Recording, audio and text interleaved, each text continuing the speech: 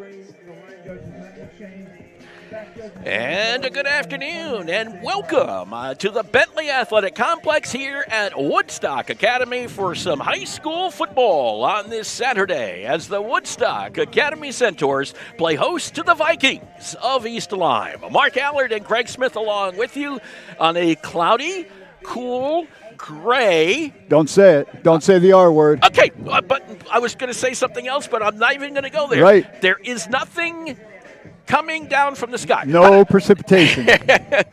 No precipitation. At this point. At this point, we're good, and we hope that is the case for a while today. We looked at the radar. It looks like it's going to hold, and we have some football for you. The field is in great shape. Yes, it is. There's no puddles. East Lyme coming in with an 0-3 record. The Woodstock Academy Centaurs at 1-1 on the season. And certainly, a tough game last week, 20-14, a loss to Wyndham. But this is kind of a game you can let it all hang out. You've got a bye week coming up next week, and you had that loss last week. So do you just tell your guys you have nothing to lose, go out there and play? Well, that is one of the things that you tell them every week. That's yes. what you want. That's how you want your team to play every week. We have one game on the schedule, and that game is whoever's next, East Lyme today. So that's the only game we have. These guys want to get back on the winning track, and they think they can. They took a look at their Wyndham score from last week, a 2014 loss, and they look at how Wyndham played against East Lyme, and they think there's some kind of transitive property in high school athletics, but it doesn't work that way. So they're going to have to go out and win this game today. They are going to have to come out and win against East Lyme. East Lyme 0-3, but their losses come against teams that are pretty good. Yeah, I mean, 45-0 to Daniel Hand out of Madison. One of the best teams in the state. One of the better ones, no question. 47-19. Now, this one, transitive, maybe, right, because 47-19, Wyndham defeated East Lyme a couple of weeks ago, and 49-7, a loss to Jonathan Law for East Lyme. Of course, Woodstock Academy fell to Wyndham 20-14 a week ago, and they defeated Weaver 47-0 in their season opener, which took place after the suspended game against Enfield. Had a chance to go ahead. Is there any update on whether that game will be replayed? Well, from what we're hearing, it might be, and it will likely be exactly where I thought it would be replayed, which is possibly the week before Thanksgiving, or at least picked up from where it was left off. It was, I think, technically suspended, is what the terminology was. So we're going to. We had a chance to talk to the head coach of the Woodstock Academy Centaurs, Connor Elliott. We'll be back with Connor in just a moment. Hi, this is Jeff Busquet. And Kaylin Busquet of Steve Busquet's Appliance and TV, your hometown appliance store. We've been committed to providing the lowest prices and best customer service in the area for over 35 years, and we are excited to continue this tradition at our newest location, now open at 600 Main Street in Willimantic. We carry and service your favorite and most trusted brands of appliances, TVs, and furniture. We know you've all heard about back orders in the appliance industry, but at Busquets, our salespeople can find you what you're looking for in stock and ready to be delivered. Amana washers and dryers are only $4.89 each. Whirlpool front-load washers and dryers are only $8.49 each and can handle a king-size comforter. Frigidaire 18-cubic-foot refrigerators are only $6.75. And just arriving, a new batch of Scratch and Dent appliances at our Willimantic store. Scratch and Dent are brand new with a full warranty. We have 18-cubic-foot refrigerators for $5.99. Side-by-side refrigerators start at $8.99. And remember, at Busquets, we service everything we sell and take a year to pay interest-free. Check us out at one of our locations in Danielson and Willimantic or online at busquetsappliance.com. Pay more, what for?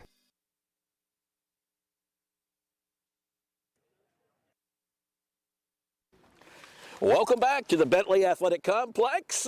As we are doing this pregame, it's dry. Connor Elliott, the head coach of the Woodstock Academy Centaurs, with us, and I guess you probably hope it stays dry.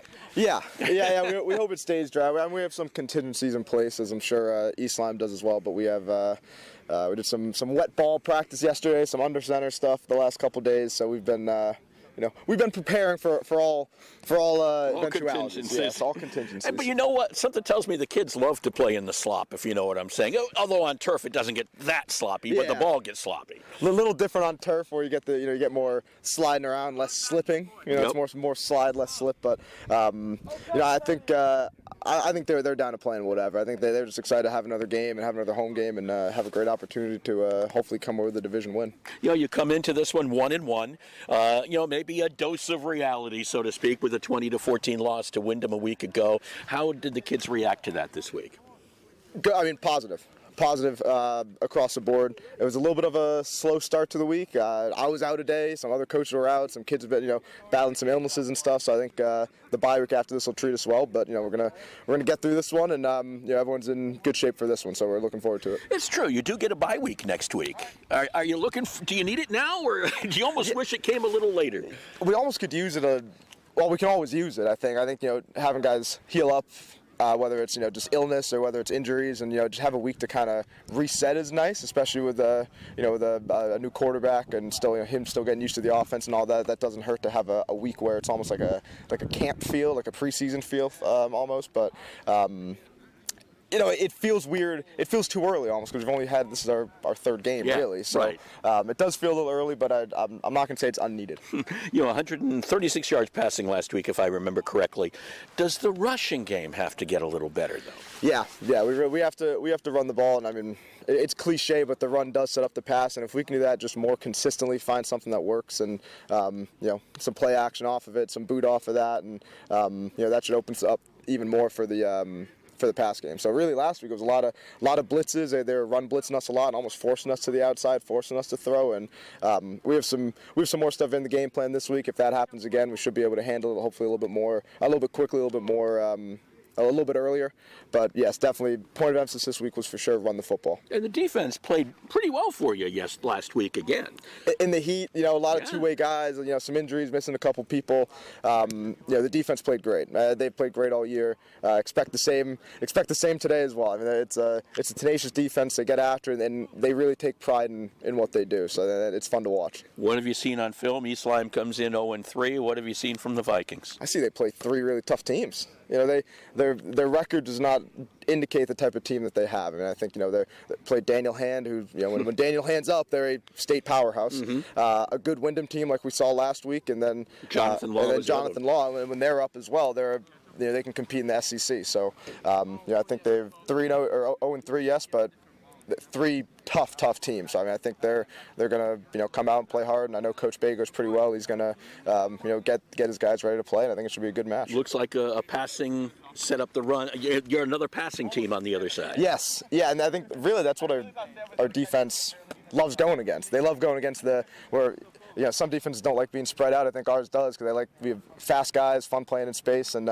you might see a little wrinkle today too with a linebacker. So be on the lookout for that. Sounds good to me. Connor Elliott, the head coach of the Woodstock Academy Centaurs, back with a kickoff to this one. When it comes to financial planning, one size fits all isn't a fit at all. Ask the O'Brien Group, a financial advisory practice of Ameriprise Financial Services, about the exclusive Confident Retirement Approach. It's a personalized, flexible, step-by-step approach towards financial balance, so you can feel confident about the future as well as your wants and needs of today.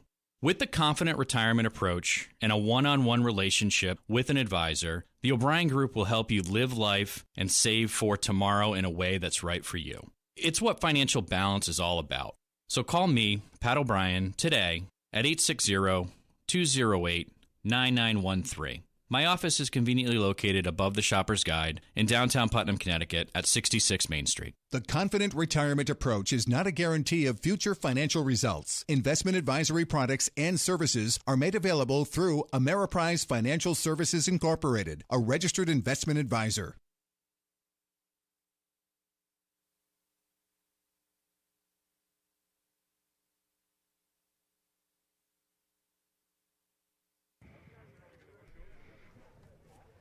And we're back with you at the Bentley Athletic Complex here on this Saturday, starting a little bit later than originally thought. We were supposed to start at noontime, but the thought process was, as with all the forecasts that we had seen anyway, was that if we start a little later, we may avoid some of the rain. And it's paying off right now. And it has been. When we looked at the radar earlier, it looked pretty good for the most part. There may be a sprinkle that passes through, but for the most part, the heavy stuff is in the southeast. So looks like we're going to be okay for football on this Saturday. The Woodstock Academy Centaurs are bursting out of that sign created by the Woodstock Academy cheerleaders in honor of number 10, Braden Saucier, who we hear continues to make great progress and should be hopefully Hey, Braden. soon. Can't wait to see you, buddy. Absolutely. Get back soon. Absolutely. I saw his father this week, and it was just nice to see Sean once again as well. And slowly things are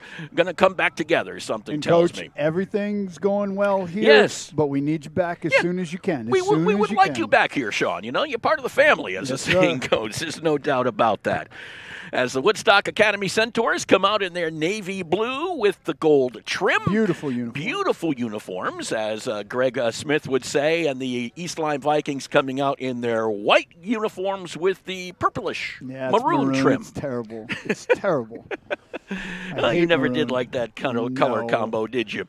And we will at times, and we do apologize for this, but we'll remind you once again, sometimes our camera does refresh, and we are working on that as we speak. In fact, got some ideas, just hasn't quite gotten finished yet. It'll come back. It will come I back, promise. and we will do your radio play-by-play until then. The captains meeting at midfield, Kaylee Saucier substituting for Braden Saucier out there wearing a number 10. Austin Amlaw also out there, along with Evan Roy. And 50, Kenny Brown, I think, is the other one. Kenny Brown is out there, and Seamus McDermott is in the middle, number 8. So the two sides meeting. Here is your refereeing crew while they do so. Bruce Warfield is the umpire. Dave Roberts is the timer. Ed Wato, the line judge. Jeff Walsh is the referee. John Crowley, the back judge, the linesman today, is Mark Green here at the Bentley Athletic Complex. Got that out of the way anyway, so we get to see, as far as the coin flip is concerned, who gets what. Now, last time, Woodstock won and they received. Am I correct? And they wanted the ball right off the bat. We'll see if that happens again. Now, do you change your philosophy because you didn't win that game? No, absolutely not. Okay. It's feel in the week and how you feel in pregame. I'm a big believer in watching pregame, seeing body language. And let's see who wins.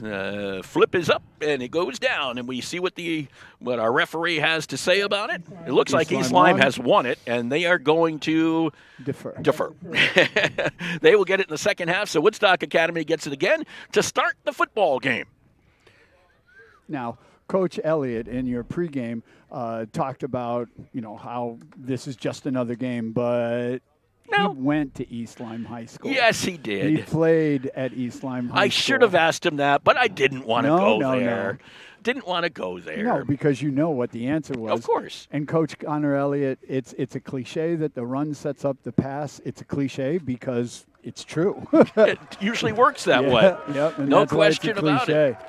So the East Lyme Vikings will be kicking off to the Woodstock Academy Centaurs. Of course, before that happens, we will likely have our national anthem here.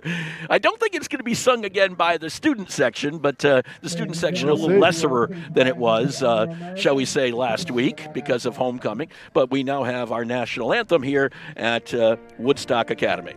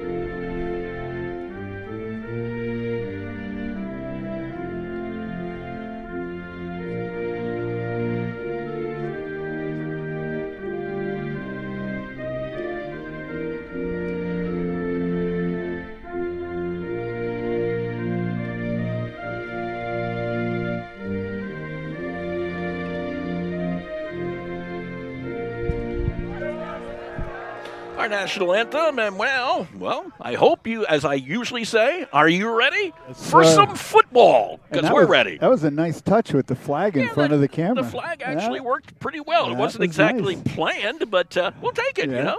Sometimes things just... Nice cinematography. You know, like last week, it became when they started to sing because the national anthem wasn't quite ready to go. Right. That was not exactly planned, but it went well. And this time we have the picture idea that wasn't exactly planned, but went pretty well. Yes, it did. So we're set for some football as kicking off for East Lyme will be Alex Dreyfus, number 24.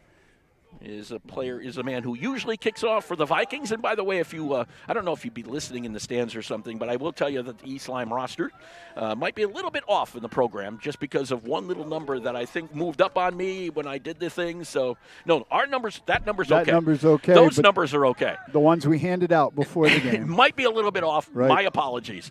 It does happen when you're doing a program kind of quickly. Austin Amlaw going back deep to receive for the Centaurs back at his own 10-yard line. And we're just about set for football as Dreyfus tees it up at the 40. Now, I think he's going to be kicking it deep. It really didn't look like they were preparing for an onside on the sidelines right before this. Dreyfus's boot is a long one. It kind of rolls right into the arms of Sam Clark at the 25, 30, 35, 40, up to the 40-yard line or so, and that's probably where he'll end up. First down and 10 for the Centaurs right at the 40 on the return by Sam Clark of about 15 yards. Nice return by Sam. Very confident, got that ball and ran with it. First down and 10 for the Centaurs. They will line up like this. Teddy Richardson is your quarterback. Trevor Savoy in the backfield. Your receivers are Brandon Nagel, Lucas Theriak, and Jackson Gallagher. Carter Morissette is the H-back for the Centaurs. Riley O'Brien, Marcus McGregor, your tackles. Kenny Brown and Jacob Lezot, your guards. Trevor Costa is your center.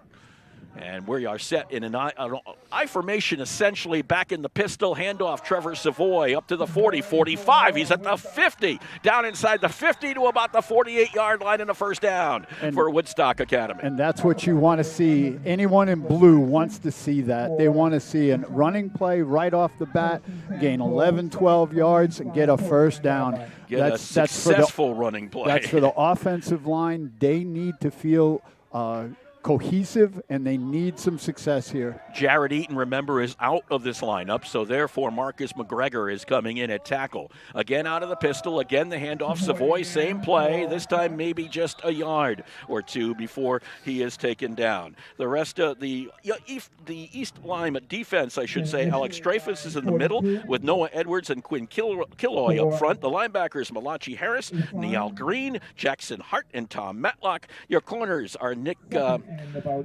Mixon, Greg Page, Hayden Terrassi, and Matt Leone. Matt Leone and Maxon are your corners. The other two are safeties. As with the football, Richardson straight ahead, back to the line of scrimmage, maybe even a short of the line of scrimmage. You know, that time East Lyme came with a blitz. They came with a middle and an outside blitz to the right side, and nowhere. Woodstock was not able to pick it up. If you're sending 4 guys and then a couple of linebackers and only blocking with 5, somebody's going to be free. A loss of a yard on the play. It is third down now and 9 from the 48-yard line of the East Lyme Vikings. Gallagher out in the slot over to the left side of Richardson. The snap will go. Richardson looking to the left, in trouble, and down goes Richardson back at the 40-yard line. This was the problem they had against Wyndham, giving Richardson protection and time to throw, and the ball will be marked back at the 44 is where they'll say his forward progress was. Richardson didn't have time to set his feet. East Lyme came with everybody, and that was an Olay blitz. Olay, you just let him go by. Woodstock's line has to do a better job. Loss of 8 on the play, back to the 44, punting scenario. I think it is Lezot back in punt at 32. It is straight up in the air, kind of just sent up straight, and it comes down and takes a Woodstock Academy bounce.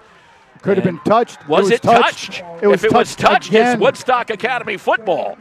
Yes, it is. It is Woodstock Academy. And I think on the bottom of the pile was number 5, Trevor Savoy, who picked up that football. And at that's the the second 37-yard line. Second time in 2 weeks, Mark. Sorry for interrupting, but I'm pretty excited. That's the second time in 2 weeks that a punt was mishandled by our opponents, and it led to a Woodstock recovery. And the last time resulted in a touchdown. 37-yard line. First down and 10 for Woodstock Academy on the East Lyme 37. Brandon Nagel is out wide to the left. Coming across is Jackson Gallagher to the left slot. Sole setback is Savoy, this time to the left side of Richardson. Straight ahead, 35 to the 30, inside the 30, down to about the 27-yard line before he is taken down. Where they have it marked, he's going to be very close. I think it's a first down. I do too, because they'll mark it right at the 27. It's a gain of 10 on the carry for Savoy. That draw caught East Lyme in a stunt. You see the defensive tackle, number 12, Quinn Killoy, going to the outside instead of going straight up the field. Richardson gives it off to Savoy again. Savoy straight up the gut, this time inside the 25, down to about the 24-yard line. Tackled by 47, Noah Edwards.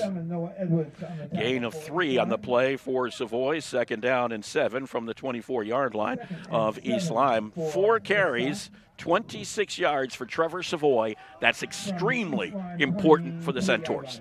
Well, Richardson now sets up Savoy right behind him. Fake the handoff, throw it out quickly, complete to Theriak. Theriak over the 20, inside the 15, down to about the 14-yard line before he is tackled on the play. Lucas Theriak had 7 catches for 78 yards a week ago. Now, that was a fine-looking play for Woodstock. But, man, Richardson makes me scared because he drops that left arm. He's left-handed. He drops that left arm and kind of slings it sidearm. That's scary. 9-yard pass play on that one for Woodstock and a first down at the 15-yard line for the Centaurs. Savoy remains in the backfield with Richardson. Quarterback with draw. The football is Richardson. Richardson tried to get inside the 14-yard line, came close, but they'll mark that one right. Maybe a gain of a yard or 2. They'll give him 2 to the 13-yard line. Well, that draw play to Savoy was setting up that play for Richardson to keep the ball, to pull the ball, and then try and get to the outside. Second down, 8 from the 13-yard line. Savoy, right side of Richardson once again. Gallagher and Nagel out left. They look that way. Now Richardson looks back to the right where Theriak is. He throws it downfield over the top of Theriak. He also had Morissette coming in from behind. But it's just an incomplete pass. So hard for Richardson running to his right to throw with his left. That's a very difficult throw. For a lefty. First incompletion, but it is a 3rd down and 8 now from the 13-yard line. So you'd have to figure to be a 33-yard field goal for McDermott. Henry Watton is still out. So McDermott remains the kicker for the Woodstock Academy Centaurs. They may have got him offsides. They may have got the encroachment. Dead ball call, encroachment against the D. Well, that helps. That makes 3rd down a little easier. A lot easier. Down to the 8-yard line where it is now 3rd down and 3. A lot better than 3rd down and 8, let me tell you. So 7:24 left to go here in the first quarter. If you're just joining us, Woodstock Academy gave it up, had to punt, but recovered a fumbled punt. And got it back at the East Lyme 37. Have been driving ever since. Savoy with the football wrapped up as he got about the 7, maybe the 6, but it's going to be a 4th down scenario here. Thomas Matlock with the tackle, blitzing from his linebacker position. Mark it at the 6, 4th and about 1, maybe even a little bit less than that after the gain of 2. So Savoy got him very close, but now 4th down, less than a yard. If you bark it right, maybe you get him to jump again. That's what you're hoping for, of course. Get an easy first down that way. Richardson gets the football. Hands off straight ahead. Savoy into the line. He's not going to get it, I don't think. Not even close. No, I don't think so. He did not get any forward progress out of that, and East Lyme holds. 75, Matlock was in on the tackle. They will mark the football. I'm going to see if he might have lost a yard. You're right. It looked like he just got hit immediately as he went into the line. And they do mark it right at the 7-yard line. So from that point of view, it was a loss of a yard and the turnover back over to the Vikings. Well, Vikings will get to run their first offensive play now. 6:47 left to go in the first just quarter. About 5 minutes But and 13 seconds that the Centaurs held on to the football, but they didn't get anything out of it. That's definitely a win for East Lyme. Ronan McNamara, the quarterback for East Lyme. Deep back in the pistol, handoff straight ahead to the running back, Aiden Patterson, and Patterson carries it up over the 10. Got maybe to the 11. Nice gain on first down. That's what you want to get, just a little breathing room. They will mark that one. Let's see what they got. Right up to about the 10. I'll make it at the 11-yard line. Second down 6 for Patterson. Gain of 4 for the East Lyme running back. Now watching this quarterback, number 4, Ronan McNamara, he's got a gun. He can throw the ball. McNamara takes the snap, fakes the handoff, throws it out complete at the 15-yard line, and still pushing ahead to about the 20 and a first down, and still pushing ahead. Oh, my gosh. He took about 4 guys with him, and on the bottom of that pile was Leone. Matt Leone carried about half the Woodstock defense along with him. That was a great job by Leone. And McNamara, the quarterback, got that ball out. He paid the price because he got absolutely smacked by linebacker. Who was it? Oh, Seamus McDermott hit him. 16-yard gain for the Vikings out to the 27-yard line of East Lyme. And he's going to throw again. Quick out to Patterson this time. Patterson up to the 30 after he got away from 1, got maybe to the 32. Nice job by Patterson. Woodstock had him in the backfield for no gain or perhaps even a loss, and he was able to keep his feet moving and get 5 on that play. Gain of 5. So 21 yards and just 2 passes for McNamara so far. McNamara is your quarterback. Will Potapowicz. I got to get that one going. Potapowicz, Joseph Wainwright, Alex Dreyfus, Matt Leone are your receivers. Tom Matlock, Brendan Pennington are your tackles. Benjamin Glover, Jackson Lynn are your guards. Benjamin Kelly is your center. Patterson straight ahead, pushing close to first down yardage at about the 36. As he just kind of put his head down and dived right into, it was a fullback dive, essentially, to the 37, and it's a first down. Now, East Lyme's doing a good job here, just moving the ball. Just keep the sticks moving, run the ball into the line, get positive yardage every time. So 32-yard line to the 37-yard line for Patterson. A first down and 10 for East Lyme.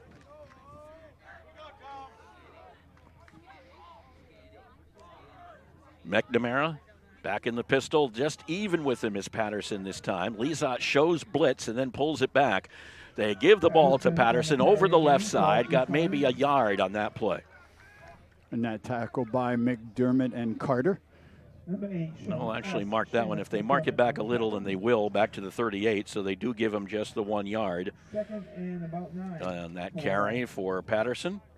Woodstock Academy defense, Kenny Brown in the middle, Evan Roy, Trevor Costa, the defensive ends. Your linebackers on the outside, Sam Clark and Carter Morissette. On the inside, Seamus McDermott and Marcus McGregor is in there at time. Now he's not. He's not. Brendan Nagle, Austin Amlaw are your safeties, Jackson Gallagher, and Lucas Theriak, your cornerbacks. That ball is incomplete as they were trying to get it out to number 29, Joe Wainwright. Couldn't catch up to it.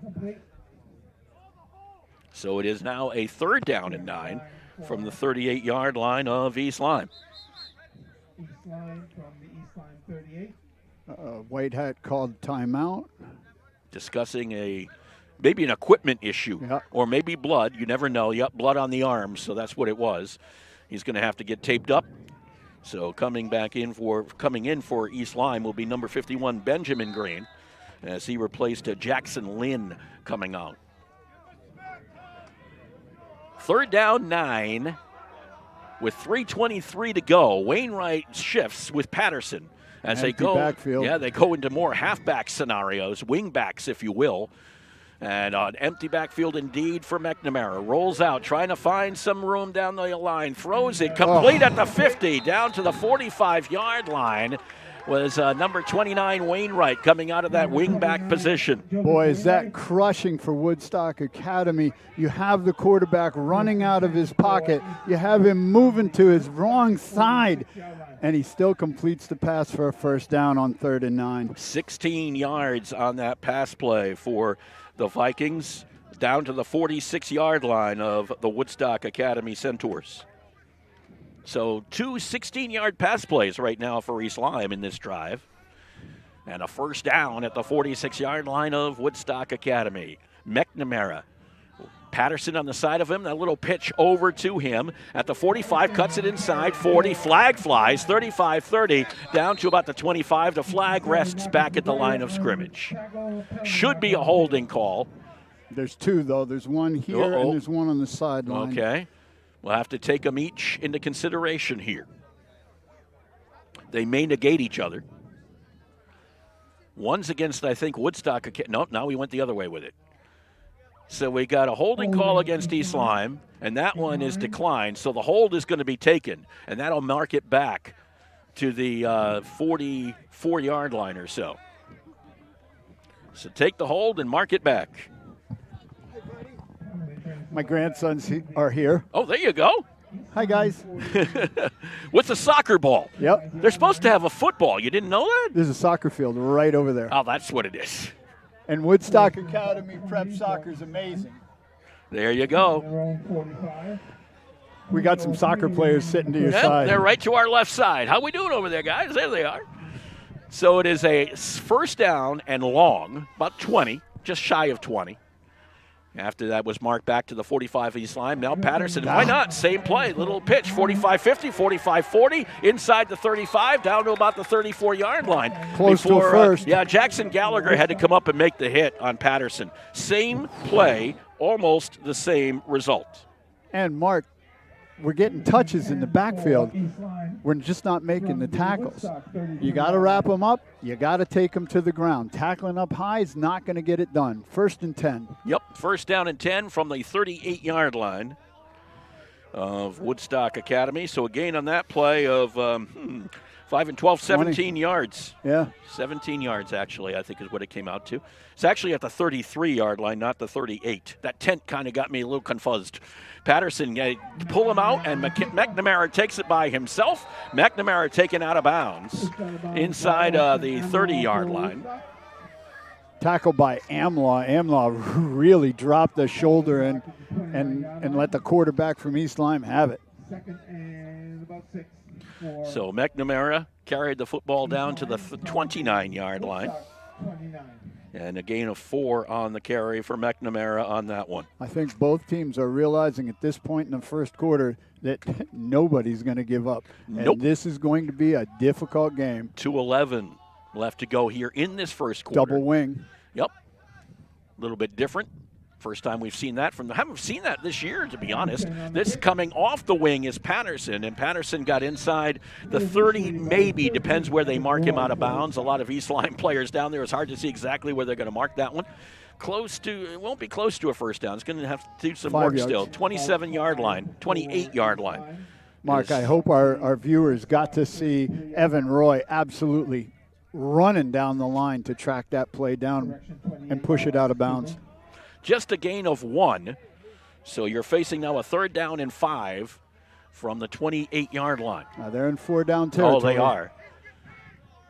Sole setback is Fabian Riley behind, and it will be Riley on that fullback draw almost, or even dive play, and he got inside the 25 before he was pushed back, or right at the 25. Is where he'll be marked. It's a gain of 3 for Riley. KB, Ken Brown, got him first, but couldn't bring him to the turf. We got to get first hits, got to make the tackle. They are not easy to bring down. 4th down and 2, and now we have to see what they decide to do here with a 4th down and 2 scenario at the 25-yard line. Aiden Patterson, not Adrian Patterson, but Aiden Patterson. My bad. No. Adrian Patterson was pretty good. I know what you're back. saying. Okay. Adrian Peterson. Peterson is Aiden Patterson. Yep. I'm like, what did I do? Was I saying something No, wrong? you're just fine. McNamara has Riley behind him. Again, a double wing look. They pitch the ball back to Patterson. Patterson cuts it upfield, gets met, but carries First McGregor down. with him for a first down. That second effort Yeah. by Patterson got him the first down, I believe. Let's see where it's marked. It's tough to tell because it's right with that No, bench. first down Woodstock. Woodstock held, First I down believe. they did, yeah. They only gave him to the 24, I think. It looks like they marked it at the 24-yard line. It was only a gain on the play of 1 yard. You know, Marcus McGregor came up from his linebacker position and just absolutely stuck Patterson, the ball carrier, and held him short of the first down. So both defenses have come up big time. deep in their own territory. 30 seconds to go here in the first quarter. First down and 10 from the 24-yard line for the Centaurs. Trevor Savoy back out there on the side of Teddy Richardson. Gallagher now along with Theriak up to the right. And Richardson will look that way. Quick throw to Theriak as he dropped back to the 30, to the 20, to the 25. He's up to about the 32-yard line or so before Close. he is taken down. Don't think he got it, but Nope. he's awfully close. 30, they'll mark it right at the 34, I think is what they're saying that will be. Oh, they are moving him. 10, well, it should be, it was 10 yards. 34-yard line. So a first down and 10 on the 10-yard pass play. And that might be the last play here of this first quarter. 2 for 3 Richardson for 19 yards today. Both of them going to Theriak. He's got a little relationship going Yes, there he does. between the two. And I like it. That'll be the end of the first quarter of play. The Woodstock Academy Centaurs and the East Lyme Vikings were tied scoreless at the end of one quarter. Well, here's the good friend. I'll drink to that. Say, Ernie, still fooling around with magic? Oh, yeah. In fact, I've got a great new trick I've been working on. Ernie, not the watch and scarf trick. It's the watch and scarf trick. Now, let me show you. Mel, give me your watch. You're not going to make it disappear, are you? Now, Sylvia, I need to borrow your silk scarf. Be careful with it, Ernie. It's my mother's. No problem. Now, I take Mel's watch, wrap it carefully in Sylvia's scarf, and then set fire to the scarf. Ernie! And poof! Uh-oh. Look at my $2,500 watch. Jeez. My mother's scarf. That's the watch and scarf trick. Let me show you how it's done. Show me. Who's your insurance agent? There's no trick to finding good insurance coverage. Just call Girardi Insurance Services for homeowners and automobile coverage that really covers. Our experience in designing comprehensive protection programs can be tremendously helpful in your planning for the future. You never know what's going to happen next, so know you're ready for whatever happens. When they ask who's your insurance agent, Say Girardi Insurance Services, your independent agent. we're the answer. See them online at GirardiInsurance.com.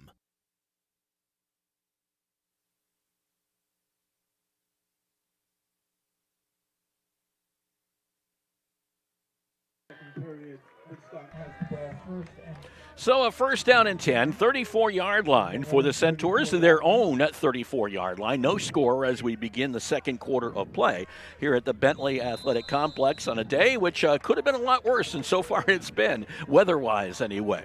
Richardson back in the pistol. Savoy behind him. And they'll fake to Savoy, throw it out, and looked for Morissette. Incomplete and almost picked by Greg Page. Greg Page is going to be kicking himself for quite some time.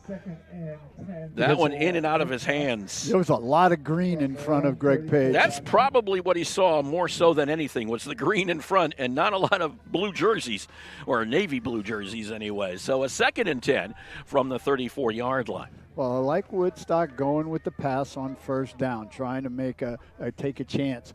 But then that makes second down a lot more difficult. It does. Second down 10.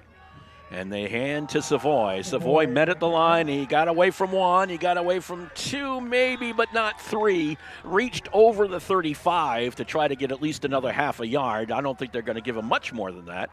They'll mark it right at the 36-yard line. So give him a gain of 2 on the play. 3rd and 8. Just straight ahead drive play for Savoy. Just couldn't find much there. 30 yards now in 6 carries, 5 yards per carry for the Woodstock Academy senior. Richardson fakes to Savoy, quick out, caught at about the 35, and down goes Nagel right at the line of scrimmage, right at the 36. East Lyme's doing a very nice job owning the line of scrimmage. So no gain on that pass play, and now you have a 4th down and 8. And about 2 for Woodstock. Now Richardson 2 for 5 with a 4th down and 8 from their own 36-yard line. A punting situation for Jacob Lezot. Now, last time Lezot hit the ball straight up in the air. He's got to get just a little more distance on this He's one. kicking into the wind this time as well. Remember that. Here's the boot, much better this time. No call for a fair catch at the 29-yard line as Greg Page caught that one. Didn't get the interception, but he caught the punt. And it wasn't a bad punt, down to a rest right about the 30-yard line. So when you look at it, about 40 yards. Yep. You said he was punting pretty well in pregame. He absolutely was. High and not terribly deep. That one was good and into the wind, as you said. 10:35 left to go here in the first half. Two teams just trying to find their offense right now, getting some glimpses of it, but just not. I mean, Woodstock Academy got down to the East Lyme 6, and East Lyme got down to the Woodstock Academy 24, but no one has been able to cash in.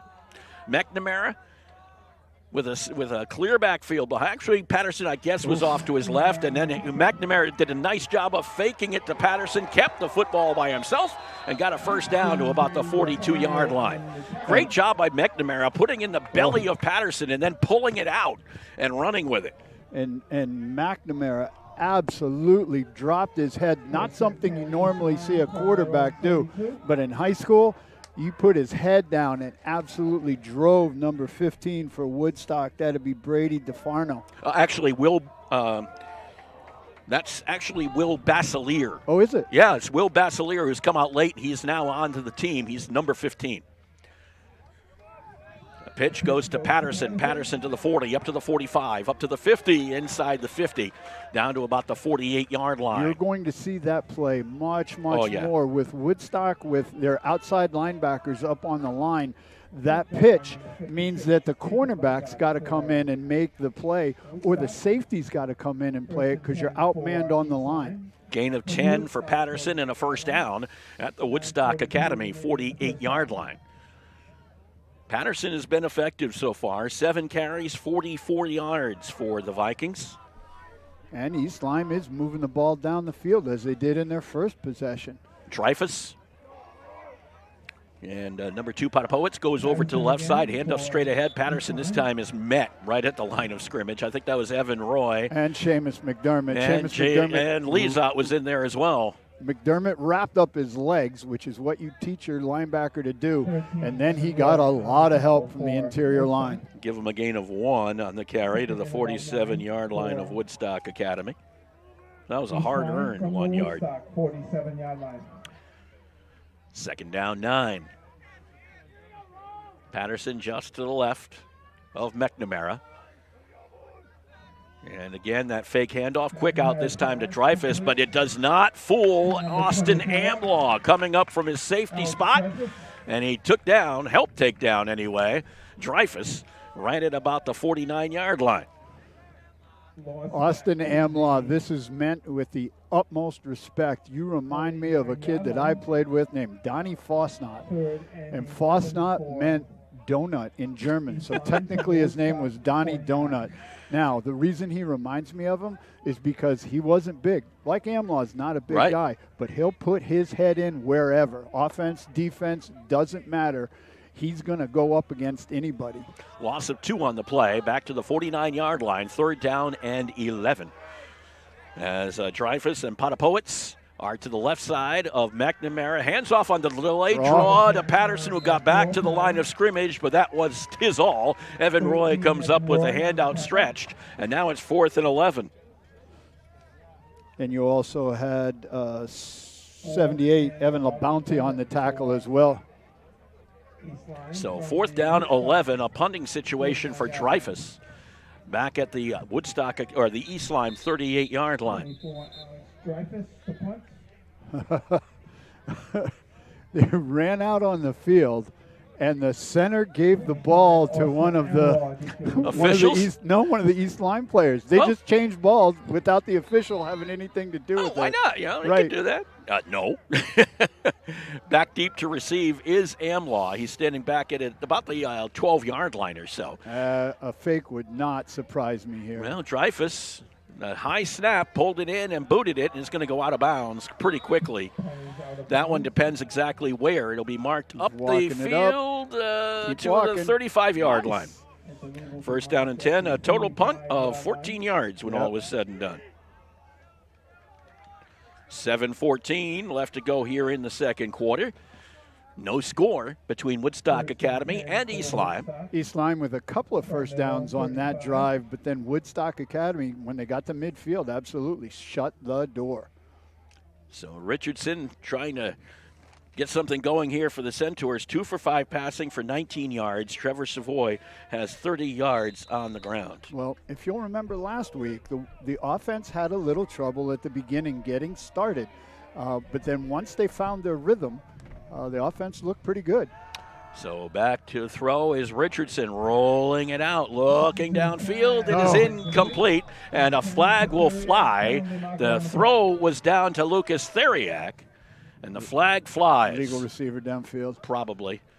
Indeed it is an illegal receiver downfield. Do they take it or do they decline it? I would say no. Illegal man downfield. They are going to take it. Back it up 5. Well, with 7:06 left in this first half and a scoreless tie, neither side wants to make a mistake. Sten Lehman sitting next to you, taking in the game with the other members of the prep soccer team. It was nice to see them play, to see the 2022 edition of the prep soccer team. 4-0 win over St. Thomas More that we saw. That was kind of fun to see. Back at the 29-yard line, it's first down and 15 for the Centaurs. Back to throw is Teddy Richardson in trouble, dumps it off. Little screen pass to Savoy, and Savoy got wrapped up right at about the 31-yard line or so. Coming up to make that hit, Jonathan Harms kind of jumped right up on top of Trevor Savoy. They'll mark his forward progress to the 32. It's a gain of 2, all inclusive, which makes it second down and 13. Well, on that play, you put a screen play. You put your interior lineman out in front of that running back, and Woodstock had it set up. But number 75 from Harms, East Lyme, yeah. Matlock, absolutely blew that up. I think it's Jonathan Harms, number 75. Oh, no, Matlock was 70. Okay, Matlock you're right. Made the tackle. Correct.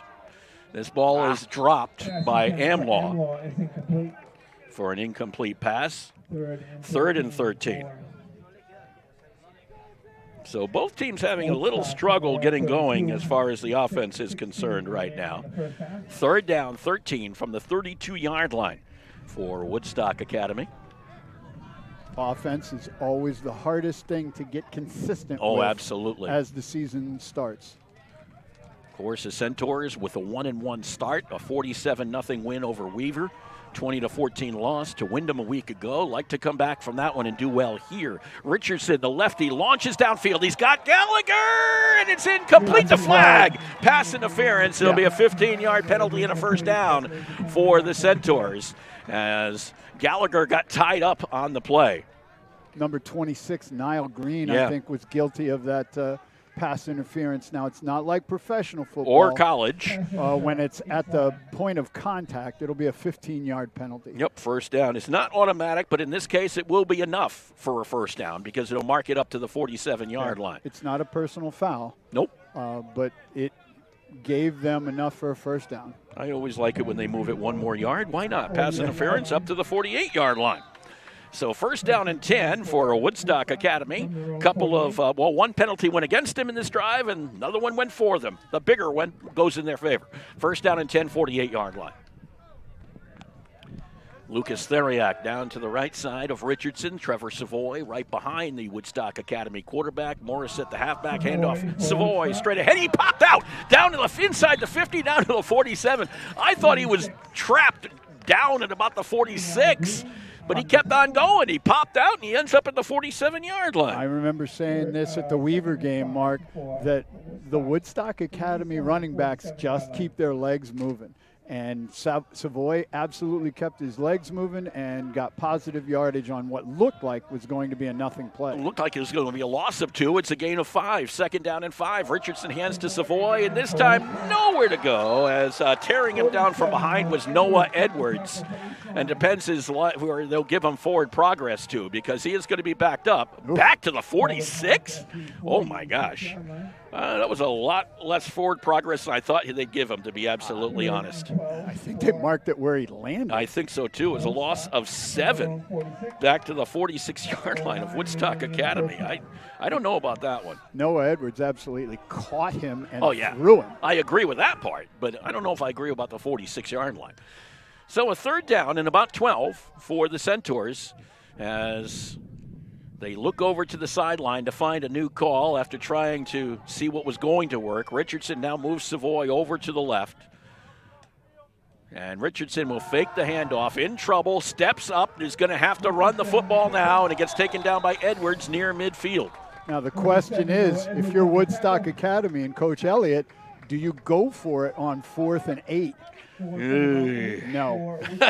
I wouldn't right now. The way your defense is playing, absolutely not. You try to, let's play the game of field position for a little bit. Correct. With 4 minutes and 20 seconds to go in this first half. You don't want to, the last thing you want to do is give East Lyme a chance to score right before the half. Correct. You don't want to do that. Make it more difficult. Lizot is on to punt. Your defense is playing well. Back at the 40-yard line. Page stands back at his own 20. The boot. Good kick. Yeah, this will bounce at about the 25. No one will go near it this time. I think East Lyme learned their lesson from the first punt, and Gallagher will down it at about the 22-yard line. Of East Lyme, 1st down and 10 for the Vikings, under 4 minutes left. By the way, actually, maybe we'll talk about that a little bit more at halftime. We have some things we can talk about. There's one of those days where I think a lot of people have a lot of things going on. It's we do have quite a few people in attendance. But also the rain, like I think. Weekend. I think the rain kind of scared some people away, too. Fortunately, it's not that bad here right now. No. A little breezy, a little chilly compared to what we've had. But for football players, it's great. McNamara, 22-yard line, and there's even a brightening in the sky right now. McNamara hands off to Patterson, gets to about the 24-yard line. And he got gobbled up by Evan Roy. He got sat on by Evan Roy. Woodstock, 2nd and 9. So they'll mark it right at the 24. From the East Line, 24-yard line. Yeah, I guess a gain of about a yard. So 2nd down and 9. Now, Marcus McGregor, I've seen him so far play linebacker, defensive end, and nose guard. Yeah, he's been a little bit of everywhere. He has been, and he is a problem wherever he goes. Well, Costa's over to the right side. McGregor's in the middle, and Evan Roy is to the left. Those are your 3 down linemen, and then you have the outside linebackers. McNamara, 2 receivers on each side. Now Lizot threatens to blitz. And McNamara hands it off, and over to about the 26-yard line, carrying the football was Wainwright, who came over from a wing position to get the football. And Theriak just dropped him. So the ball will be marked at the 26-yard line, a gain of a couple for East Lyme. First carry for Wainwright today. Theriak came up from his cornerback position and showed that he's not just a pass catcher. 3rd down and 7. For the Vikings. Patterson again, the sole set. And they got 2 receivers, 2 each side. McNamara barks out the signals, goes back to throw, launches it long, looking downfield for Leone, and just out of the reach of Matt Leone. No flags on the field. It's going to be 4th down, and East Lyme will be punting. Well, with a 4th down and 7, one would assume that they would. McNamara 4 for 6 so far passing-wise today. So with 2:20 to go, it'll be another punting situation. Dreyfus is on for East Lyme. And Amlaw stands at his own 43. Remember, there is some wind working in the favor of Dreyfus this time. Wind is blowing from right to left across the field, which I think is east to west. Am I correct? You are correct. giving you a little directional, if you will. This is not a north-south field. It's an east-west field. The boot, Dreyfus. Short. Bounces at the 42. Good Amlaw bounce. watches it go take it all the way down to about the 25. He's going to field it there, and he gets hit just as he does. Kind of dangerous, more than kind of. But Neil Green came over and took him down right at about the 26-yard line or so. Great punt with 2 minutes left in the half. Woodstock needs to move this ball a long way. Well, that's what you call a little skipper. Yep. It just kind of hit around the 42 and took off like a rocket. I did not think Amlaw was going to touch it, but I think maybe he felt that the defense was going to relax a little bit, and not quite the way it turned out. I mean, we've all watched enough football to know that that has happened. Oh, yeah. You look up and they're not sprinting, maybe you pick it up. Yeah. That time, I don't know if it was advised or not. Richardson back to throw, launches it, completes it right down in front of us to Jackson Gallagher, and Gallagher goes out of bounds at about the 42-yard line. Great first play. 2 wide receivers went deep, and the slot receiver, Gallagher, came underneath and caught that one from Richardson. 15-yard pass play for the Centaurs, and a first down. But the clock is working with them, too. They've got to do a little bit of both right now. Gallagher was able to get out of bounds to stop that clock. Richardson hands up, fakes the handoff to Amlaw, throws it out complete, but Morissette got met back at the 40-yard line. Nice defensive play out there by Nick Maxim, one of the cornerbacks. And Morissette lost yardage on that one. He did, a loss of 2. Loss of 1 back at the 41 is where they'll mark it. So Morissette, his first catch of the afternoon. And that clock is ticking. Tick, tick, tick, tick, tick. They fake the handoff to Amlaw again, launch it out. Here's Gallagher, got maybe a yard on the play. Call a timeout. Yeah, another good play by Nick Maxim for the Vikings. Woodstock called timeout. And it'll be third down now and about 9 from the 43-yard line. East Lyme's doing a good job coming up on those short out passes. Their cornerbacks and safeties are coming up to make those tackles. Gain of just 2 on the play for Gallagher. 6 for 10 now for 27 yards for Woodstock Academy.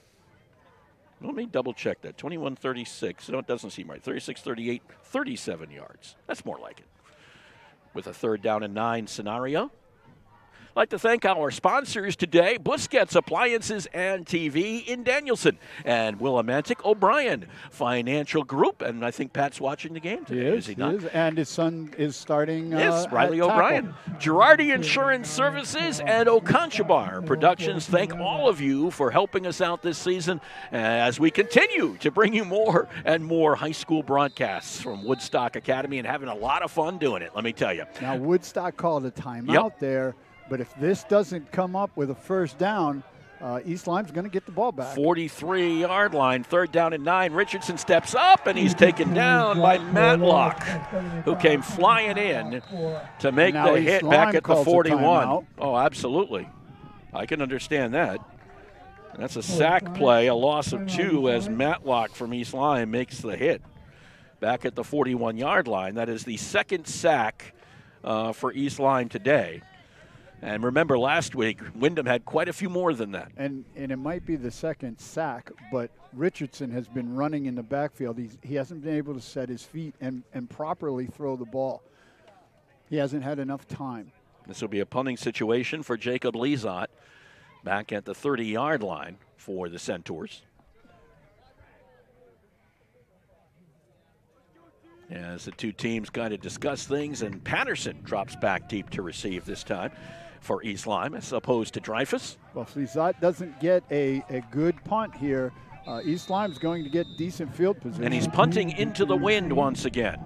And it is blowing right now. Sticks on the scoreboard, 1:11 to go in the first half. Here's the boot. Patterson has to come up. He'll watch it bounce, and he'll pick it up at the 25. Around one player, cuts it back inside and taken down. Got maybe a yard or 2 back to the 28 or 29-yard line, depending on exactly where they mark that.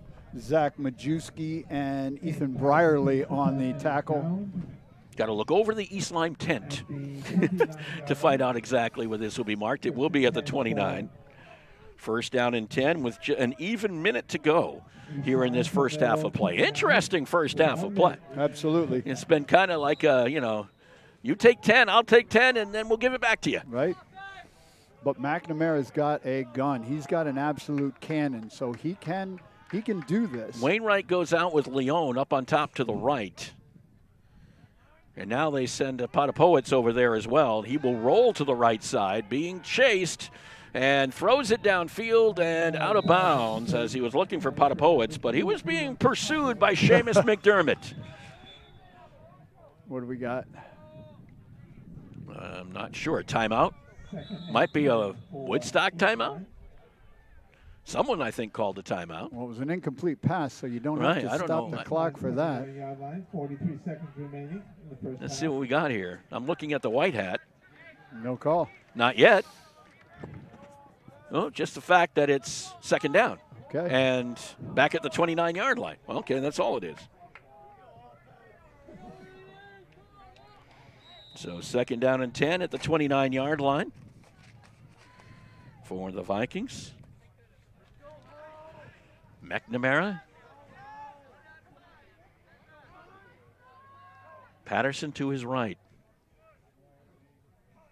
And he will take the football straight ahead and get some yardage out of it. Got over the 30-yard line. Maybe to the 33. McNamara did a good job holding on to that ball because everybody in blue was trying to rip that away. They'll mark it at the 32, just about the 33, I guess. Kind of hard to tell. It's way away from the hash mark. I'm gonna label it the 32. Would you agree with that? Yes, sir. Okay, give them a gain of 3. Third down, long 6, short 7, whichever you prefer. East line, 33-yard line. In the double wing, looks like East Lyme's just going to be content to run this out. Well, they give it to Potapowicz, who gets the flip back from McNamara. The flags fly as McNamara goes down back at the 30-yard line. The ball did not. Amlaw came up with it, but they're going to say he was down at the 30-yard line. We had that problem last week. There's laundry on the field. There is laundry, yes. It can't end on a penalty. Correct, and there's 0 on the clock. I didn't notice that. It can end if it's a defensive penalty, I do believe. Holding against the offense, and they're going to. The question is, did it expire or not? It shouldn't have. Remember, you have an official running the clock. A hold against East Lyme, they're going to decline. That is the half. They're going to say it's over. So the hold is declined. So Potapowicz lost a yard on that carry for East Lyme. Back to the 31 on his first carry of the afternoon. And that is going to end the first half of play. No score between Woodstock Academy and East Lyme. And we'll return to the Bentley Athletic Complex in just a moment. Hi, I'm Olivia from Pomfret, and I'm a senior at the Woodstock Academy. I've grown so much as a student musician here at WA. The teachers are so friendly, and they've really helped me build my skills and confidence. Field trips, festivals, concerts, musicals, the opportunities here are endless, and these experiences have definitely broadened my horizons and prepared me for the future. Our Future Centaurs open house on October 23rd is the best time for you to explore the Woodstock Academy experience. Register at woodstockacademy.org/futurecentaurs.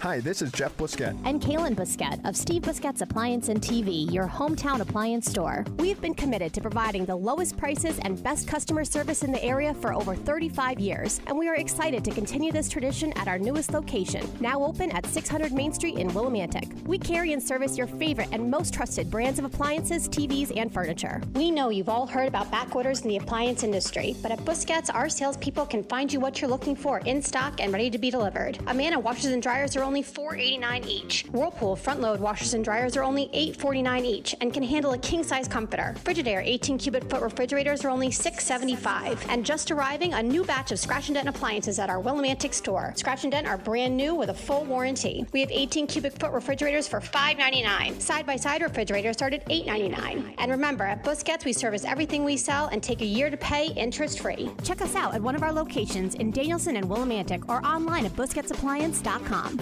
Pay more, what for?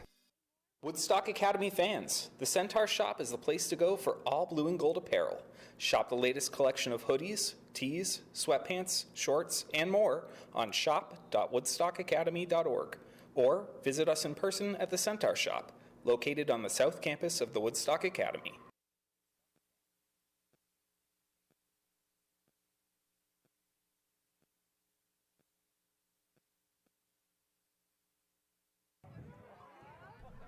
Back with you on this gray and chilly, but not dry rainy. Saturday so far, as we have no score here at halftime between Woodstock Academy and East Lyme. And Mr. Smith, I look at this game and say, each one have delivered a couple of punches and then have not been able to carry through for the knockout. No, and then counterpunch. The other side will counterpunch. Yeah. Both teams have moved the ball fairly effectively. Both teams have had defensive stands. Both teams have had the defense come up big. So it's a very even game. Now, who blinks first? Who's going to make the mistake? And so far, we haven't seen it. No, haven't seen a lot. Well, we almost saw a mistake. Right. East the Lyme, fumbled punt. Yep. In the very beginning, but Woodstock was not able to capitalize. Got down to the 6-yard line, and that's where it stopped as far as the Centaurs were concerned. They were able to drive as far as the East Lyme 24, and they were stopped. Right. So it's been kind of, back and forth, a game fought between the 20s for the most part, with that one exception when Woodstock Academy got down to the 6-yard line. And this is a game that I think Connor Elliott knew could kind of develop like that, as he said at the top in the pregame. Mark, look at who they played. Right. They may be 0-3, but look at who they've played. Right. They've played tough competition. And Woodstock Academy, I believe, is still trying to figure it out. With the suspended game first and all the turmoil that came out of that, they're figuring it out against Weaver. They got scored a lot of points against Weaver, but then ran into a very tough Windham team, and it didn't come out like they wanted to. Now they're trying to figure it out. They're trying to figure out who they are, what they are offensively and defensively. And, and East Lyme is no slouch. I mean, we've certainly seen that. They are big. They are physical. And it's a proud program. And it's a very proud program. Rudy Begos has a very proud program over there. And, they've had their very good years in the past. Absolutely. Right now may not be, one of their better ones at this to start with at 0-3. For me, I was the recipient of some of those very good years, unfortunately. Yeah, East Lyme can certainly come out and do some really nice things. There's no question about that. And right now are battling through that. Hey, I'd like to congratulate a couple of young ladies. Absolutely. From yesterday, because now it's not often. Well, let's put it this way. Sometimes you see a senior get their first goal in one match or whatever, and, that's a huge accomplishment for that senior. But I don't know the last time I've seen not one, but two seniors get their first goal in the same match. And that happened yesterday when the Woodstock Academy Centaurs girls defeated Bacon Academy by a score of 3-0 with 26 minutes left. Maya Orbegozo took the ball off of a shot from Isabella Selmecki that rebounded off the keeper for Bacon Academy onto her foot, and she sent it into the far post. Right. Okay, so that's her first goal of her career. And then no more than 7 minutes later, Lennon Favreau finds herself in the box. Now, Lennon has been like Maya, an outside back, a defensive player, has moved up to center mid this year. She finds herself inside the box when Grace Gelhaus sends a ball in. The ball was attempted to be cleared by Bacon, and what happens? Ends up on her foot, and she sends it in to the far post. Outstanding. Kind of cool, isn't it? For two seniors in the same game. And great kids. And certainly afterwards, they both said the same thing, because I asked them the question. I had to say, hey, was this a goal? Yeah. And not only was it a goal, but was it a literally goal? As well as a career goal. You right. know, you want to play high school sports, and you certainly want to put that ball in the net at least once.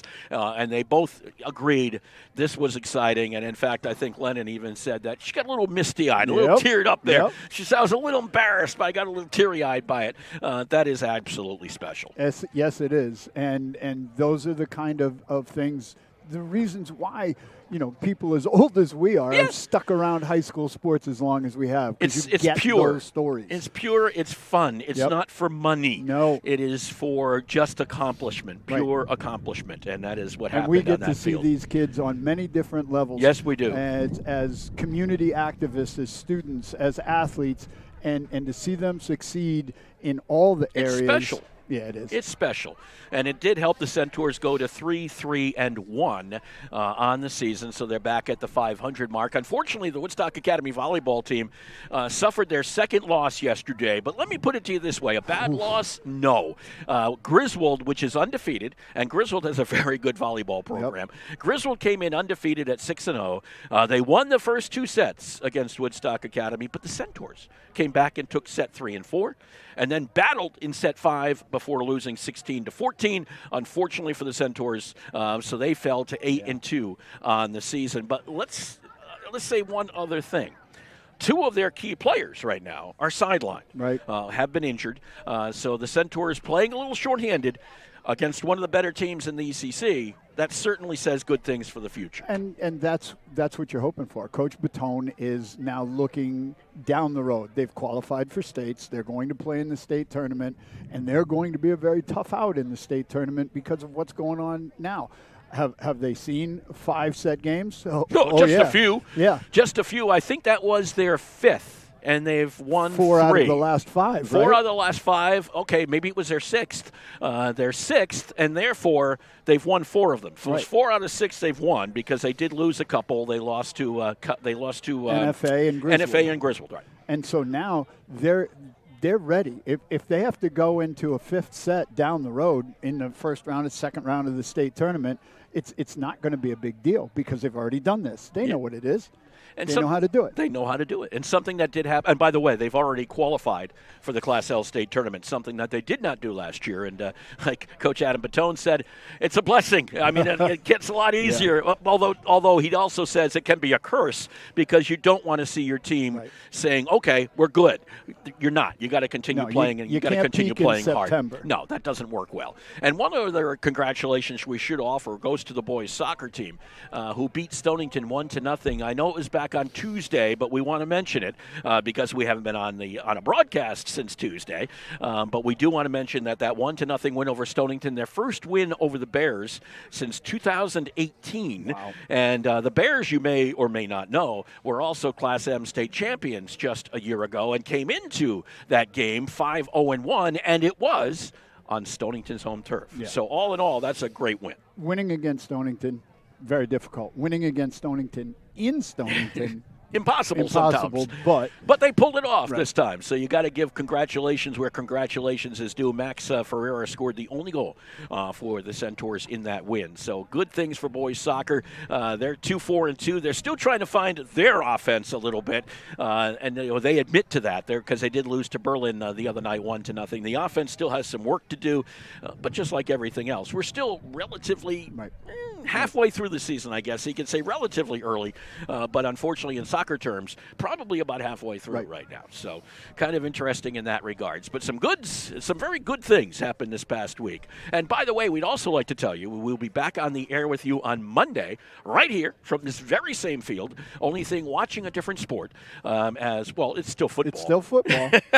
Just the different style of football. We'll have the Woodstock Academy boys soccer team taking on Valley Regional live here at about 4:15, so by about 4:10 or so, 4:05 on Monday afternoon. We'll be back live, Greg Smith and I, back here to bring you that one. Valley Regional, they're going to have to leave at, 10 in the morning? 9. Down from Deep River, or coming up from Deep River. River. There's no easy way. We're at halftime. No score between Woodstock Academy and East Lyme, and we'll be back with more from the Bentley Athletic Complex in just a moment.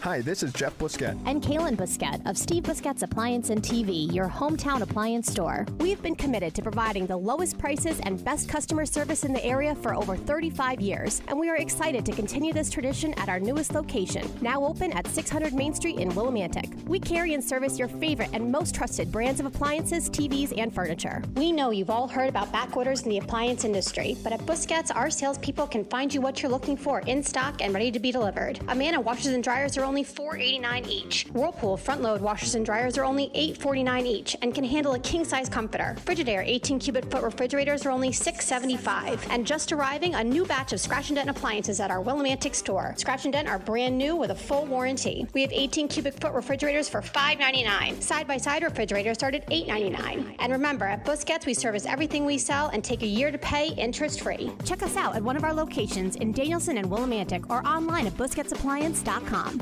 Pay more, what for? When it comes to financial planning, one size fits all isn't a fit at all. Ask the O'Brien Group, a financial advisory practice of Ameriprise Financial Services, about the exclusive Confident Retirement approach. It's a personalized, flexible, step-by-step approach towards financial balance, so you can feel confident about the future as well as your wants and needs of today. With the Confident Retirement approach and a one-on-one relationship with an advisor, the O'Brien Group will help you live life and save for tomorrow in a way that's right for you. It's what financial balance is all about. So call me, Pat O'Brien, today at 860-208-9913. My office is conveniently located above the Shopper's Guide in downtown Putnam, Connecticut at 66 Main Street. The Confident Retirement approach is not a guarantee of future financial results. Investment advisory products and services are made available through Ameriprise Financial Services Incorporated, a registered investment advisor.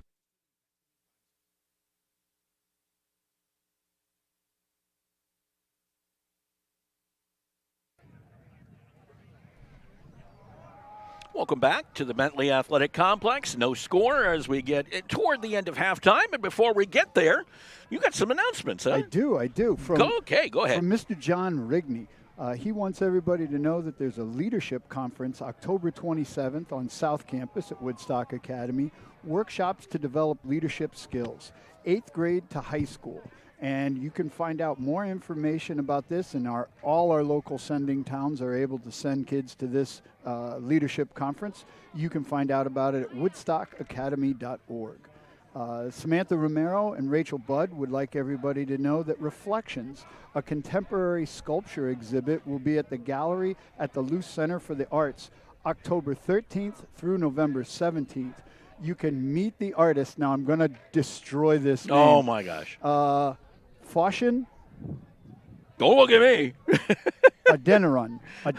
Okay. Foshin Adeniran. You can meet the artist on Thursday, the 13th of October from 5 to 7. That's free. And you can find out more information about this at theluce.org. Alumni Weekend at Taylorbrook Winery on the 10th through the 14th.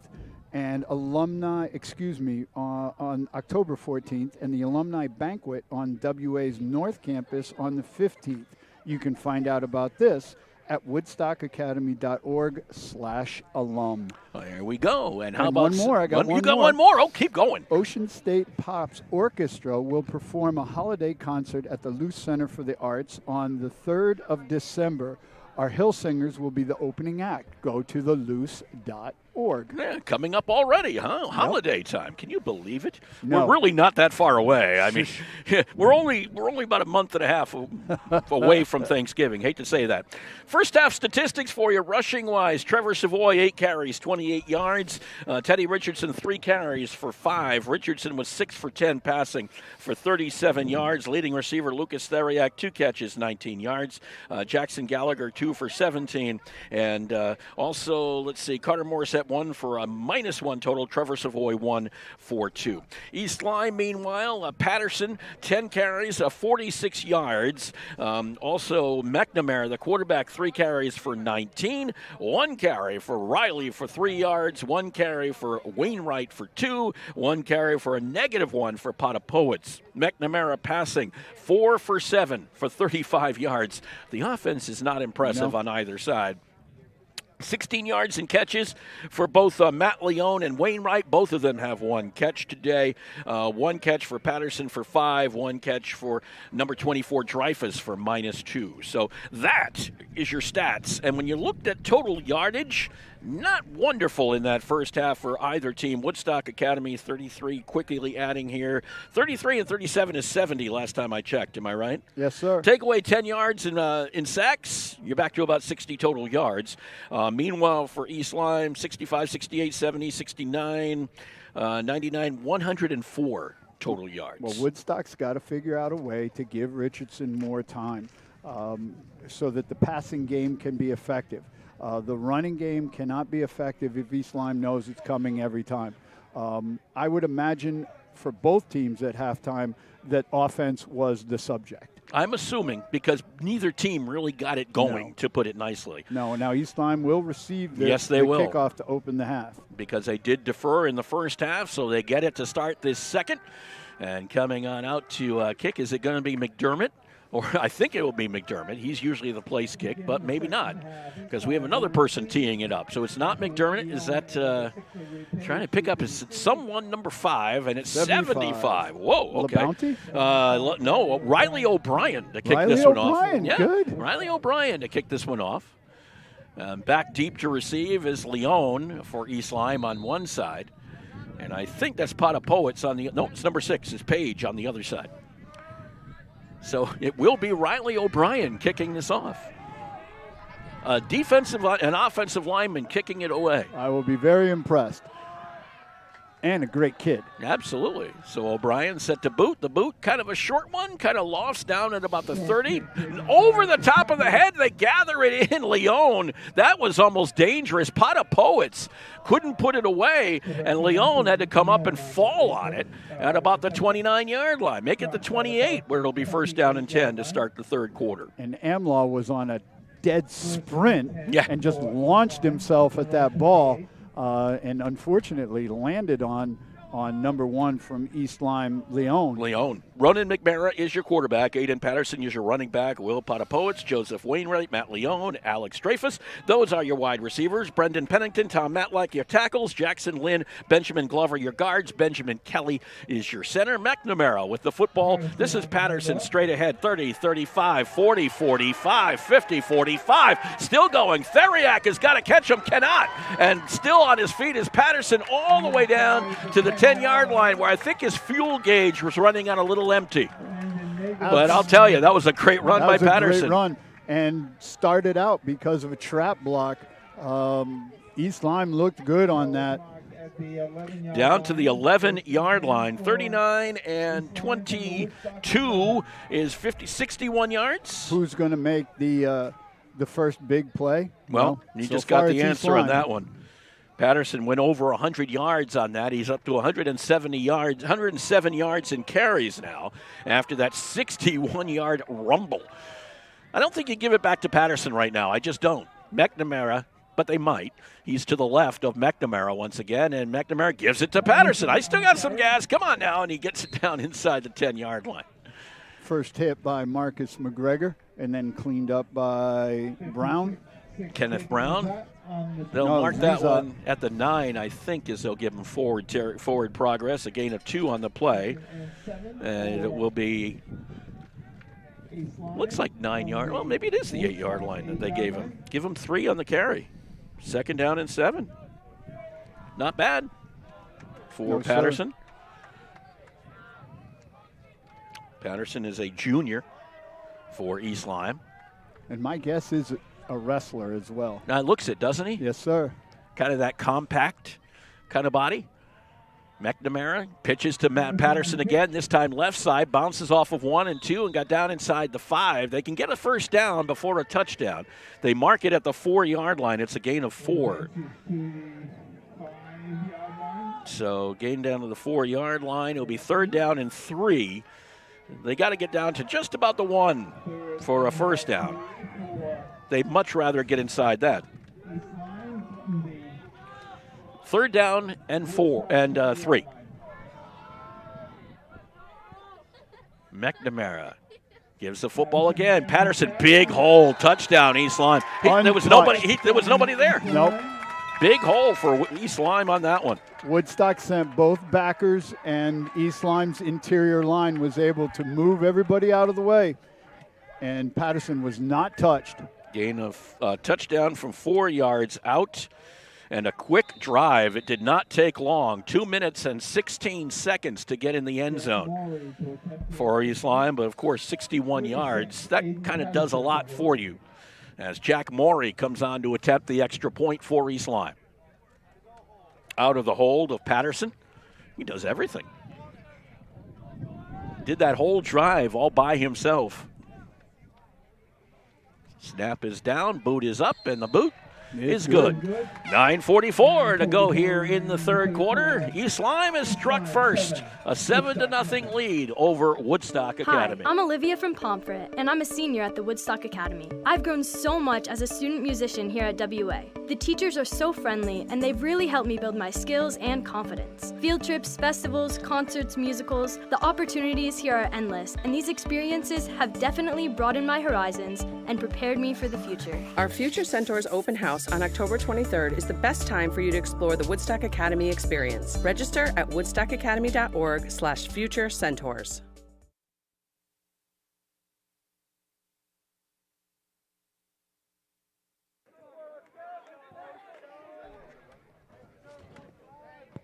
Not exactly a long drive. Well, it's a long drive, but a short time. Short time to get there. Let's put it that way. 4 plays, 72 yards in 2 minutes and 16 seconds. 7-0 lead as Dreyfus is set to kick it off for East Lyme. Now, will this wake up Woodstock Academy? It's I got one little thing to say about that in just a moment. Here's the boot by Dreyfus. Comes down in front of Clark. Amlaw comes up and picks it up at the 21. He's up to the 25. He's up to about the 30, making about the 33-yard line before he is stopped by East Lyme. But I was talking to Dennis Snelling, the Woodstock Academy girls soccer head coach yesterday, and he pointed out that, after a scoreless first half, the team that scores first is such an emotional downer for the team who gets scored against. Yep. So it's interesting how that works. You don't get fired up, it may actually bring you down. Yes, and that is in many sports, and we've been around long enough to have seen it happen. 34-yard line of Woodstock Academy, first down and 10 for the Centaurs. Richardson in the pistol. First time in the second half with a football for the Centaurs. Gets it out to Carter Morissette. He's at the 35. Flags will fly, and a holding call out here against the Centaurs is what it's going to be. And that ball will probably be going back from the 33-yard line, about the 38-yard line or so. Depends on exactly where the flag was resting. It was right near the line of scrimmage. I saw it will be a hold, and it will go against the Centaurs. And it was unnecessary, unfortunately. So they'll mark it back.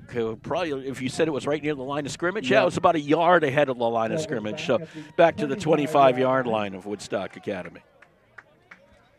On that hold. First down, 20 for the Centaurs, because it was just over the 34 before, so just about a full 10 back. There's not a whole lot of plays on your call sheet for first and 20. Taylor Costa's your center. Kenny Brown, Jacob Lezot your guards. Marcus McGregor, Riley O'Brien, the tackles. Richardson looks to throw, throws it downfield. Nagel catches the football right near the sidelines. It will be complete. And got both his feet down. Yeah. So it will be a completed pass to Nagel. And it will be marked at the 36-yard line, a gain of 11 on that pass play, but not good enough for a first down quite yet. No, but that's a very nice play for a first and 20. Now it's more manageable. First catch for Nagel today. Got 11 on it. Second down, about 9, 36-yard line. Long 8, short 9, however you prefer. Richardson quick to Amlaw, a little flare out, and Amlaw up to the 35. Maybe back to the line of scrimmage. Just depends where they mark it. Jackson Hart, linebacker, absolutely lit up Amlaw as he was going out of bounds. That was pretty close to having some laundry on the field. No gain on that play, right back at the 36-yard line. So a completed pass that didn't really help a heck of a lot.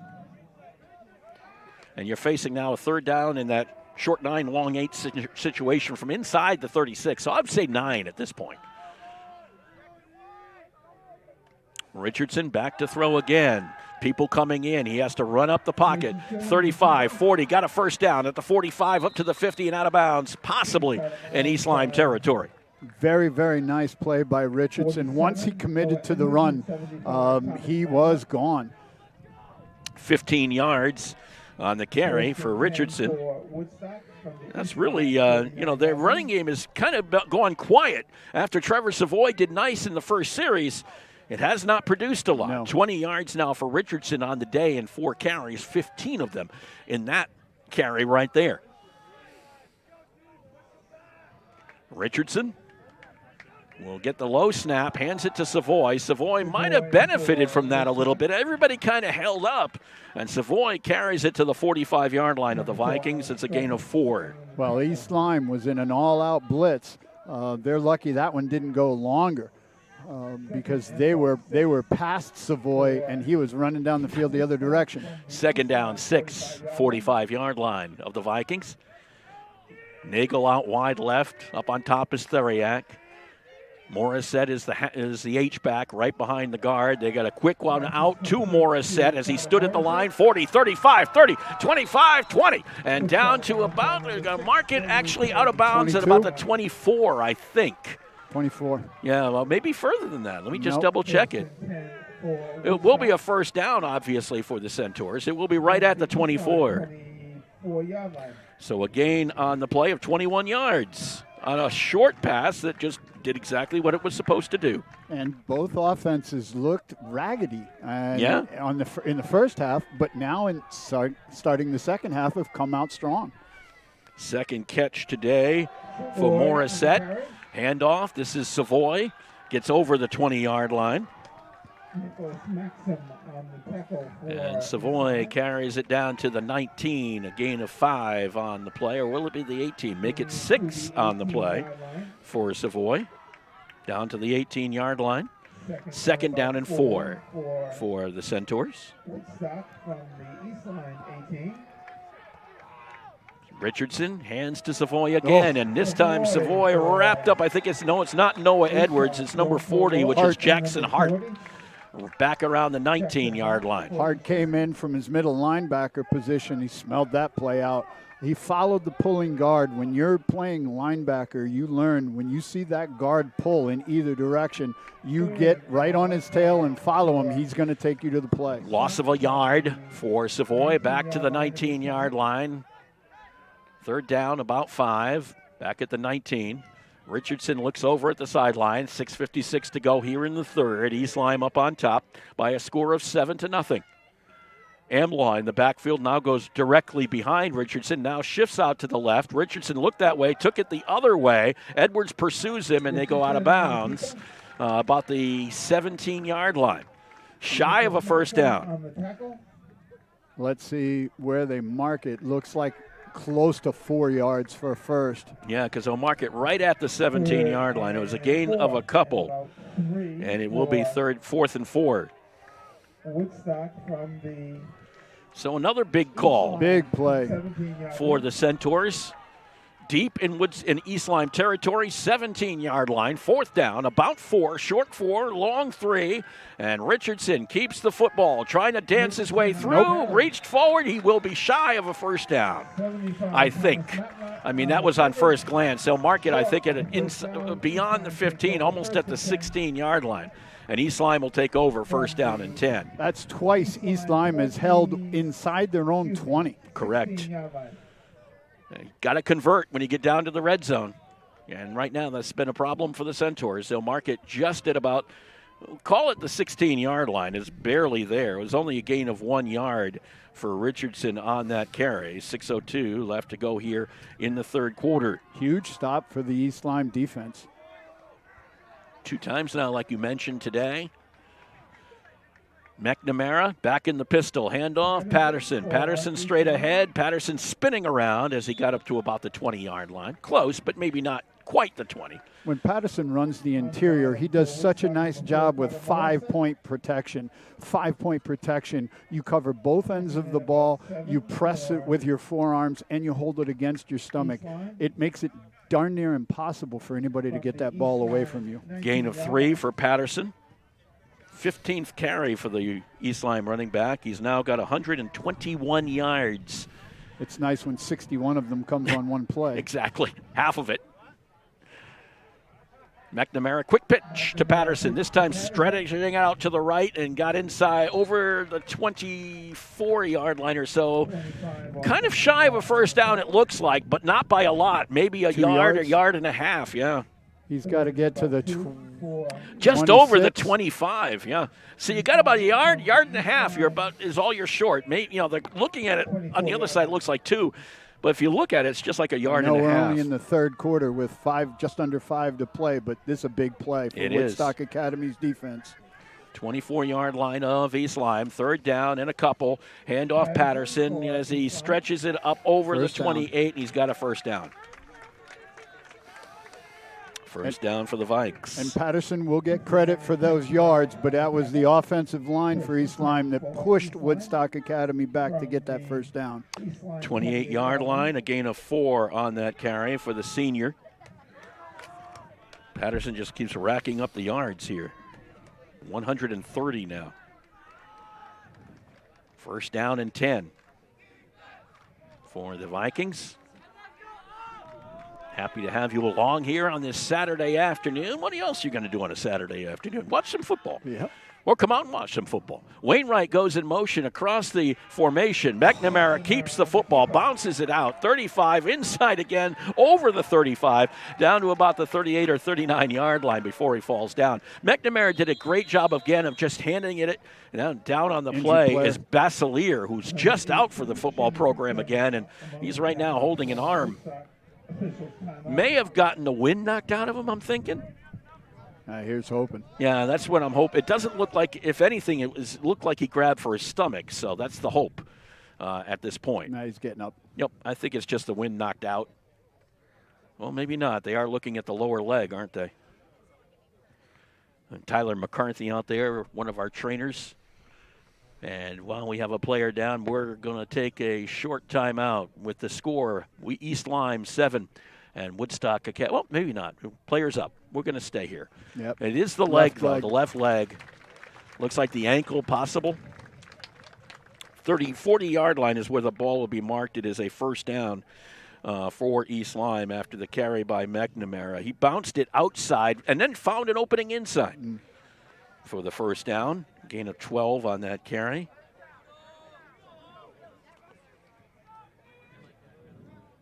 First down 10 at the 40-yard line with 4:03 to go here in the third quarter. McNamara took some time to talk to Rudy Bagos on the sideline while that injury occurred. And you see a lot of the players wearing pink. It is October. Yes. Cancer Awareness Month. Absolutely. And for breast cancer. McNamara back at his own 35-yard line where he'll take the snap, fakes the handoff, throws it out, complete to Leone, gets over the 40, doesn't get a lot, maybe a couple, before he was smacked down out there by Kenny Brown. Nice job by the outside of Woodstock Academy's defense to turn that play back inside and allow Brown to make the tackle. 2-yard pass play, second down and 8.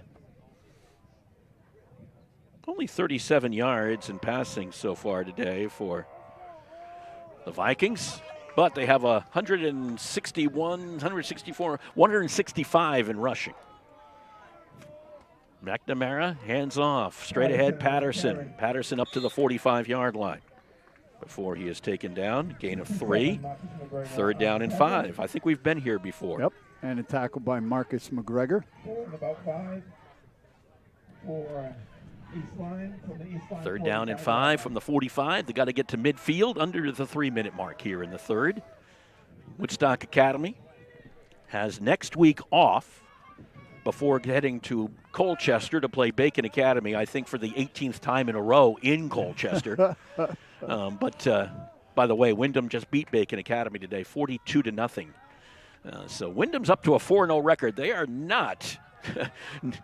they're maybe a surprise, but they're not a bad club. That ball falls to the ground, I think. Incomplete. Yes, incomplete. Had to make sure because it looked like he was going to put it down for just a moment. No, he caught it on the bounce off the turf. So an incomplete pass to Wainwright. And now you have a 4th and 5 from the 45. So what do you do if you're East Lyme? Dreyfus comes out to punt. Amlaw goes back to receive. He'll drop back to the 22-yard line. 2 times you've been able to stop Woodstock inside your own 20. You don't want to give them the ball. No, not this deep in your own territory. No, you don't want to give them a head 7-0 start. lead. Dreyfus now punting into the wind in this one.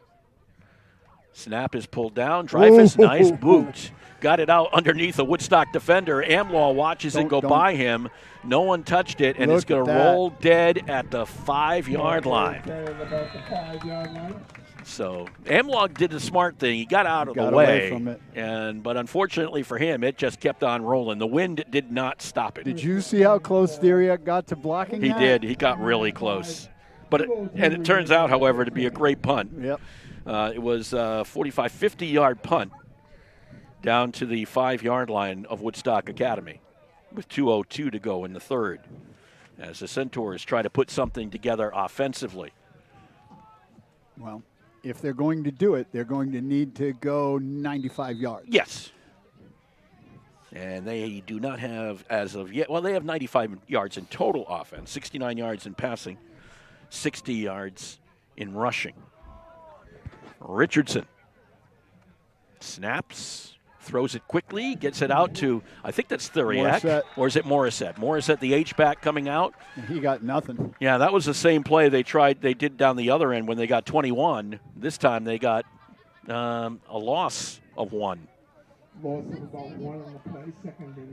So, Mark, my son, my daughter-in-law, my 2 grandsons are here, my wife, and I'm looking over and I see another one of my former players, Mike Baum. There you go. And his 2 kids are over there as well. So, nice homecoming. Homecoming for you.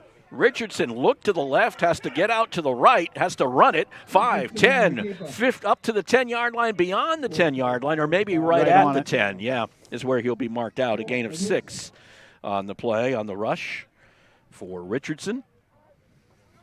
But leaves with a difficult. Yeah, 3rd down, and you got to get to the 15-yard line. Yeah. 3rd down and 5 for the Centaurs.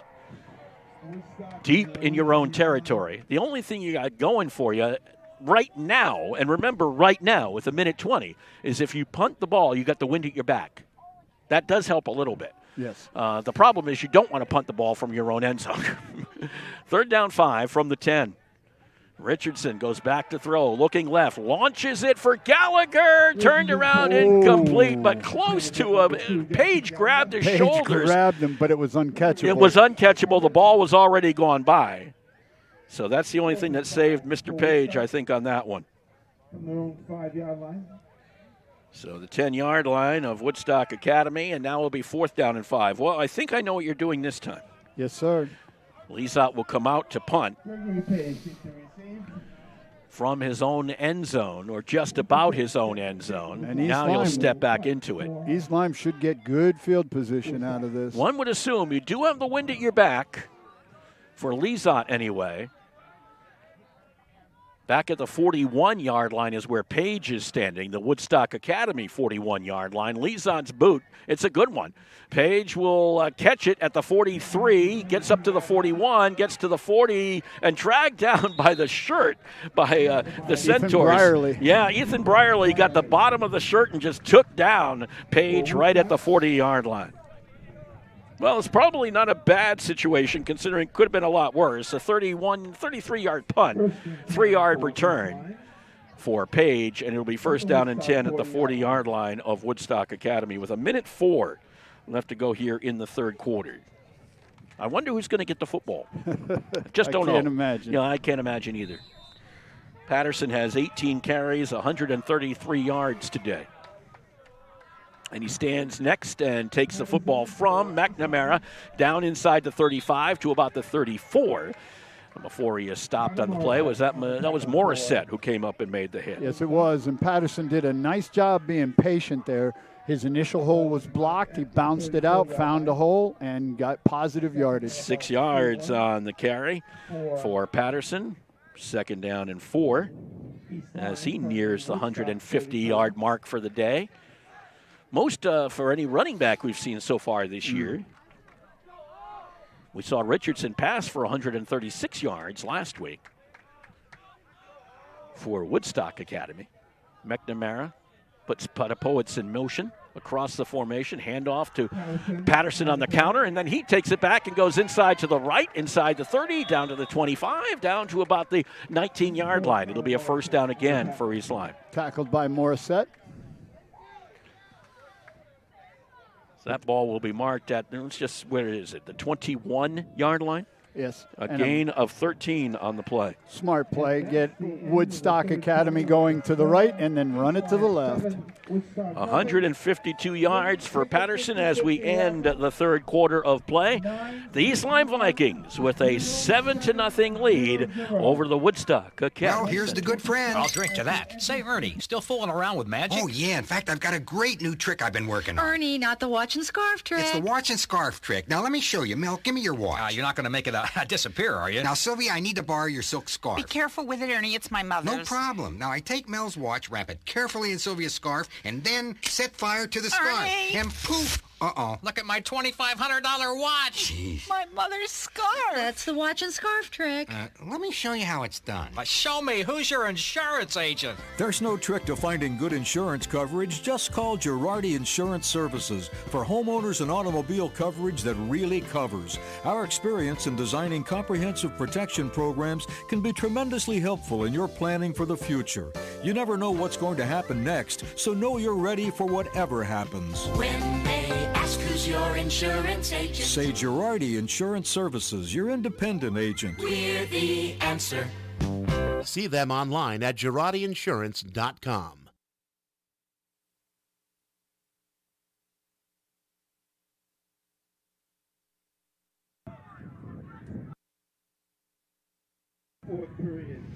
As we start the fourth quarter, first down and 10 for East Lyme on the Woodstock Academy 21-yard line after that 13-yard carry for Aiden Patterson.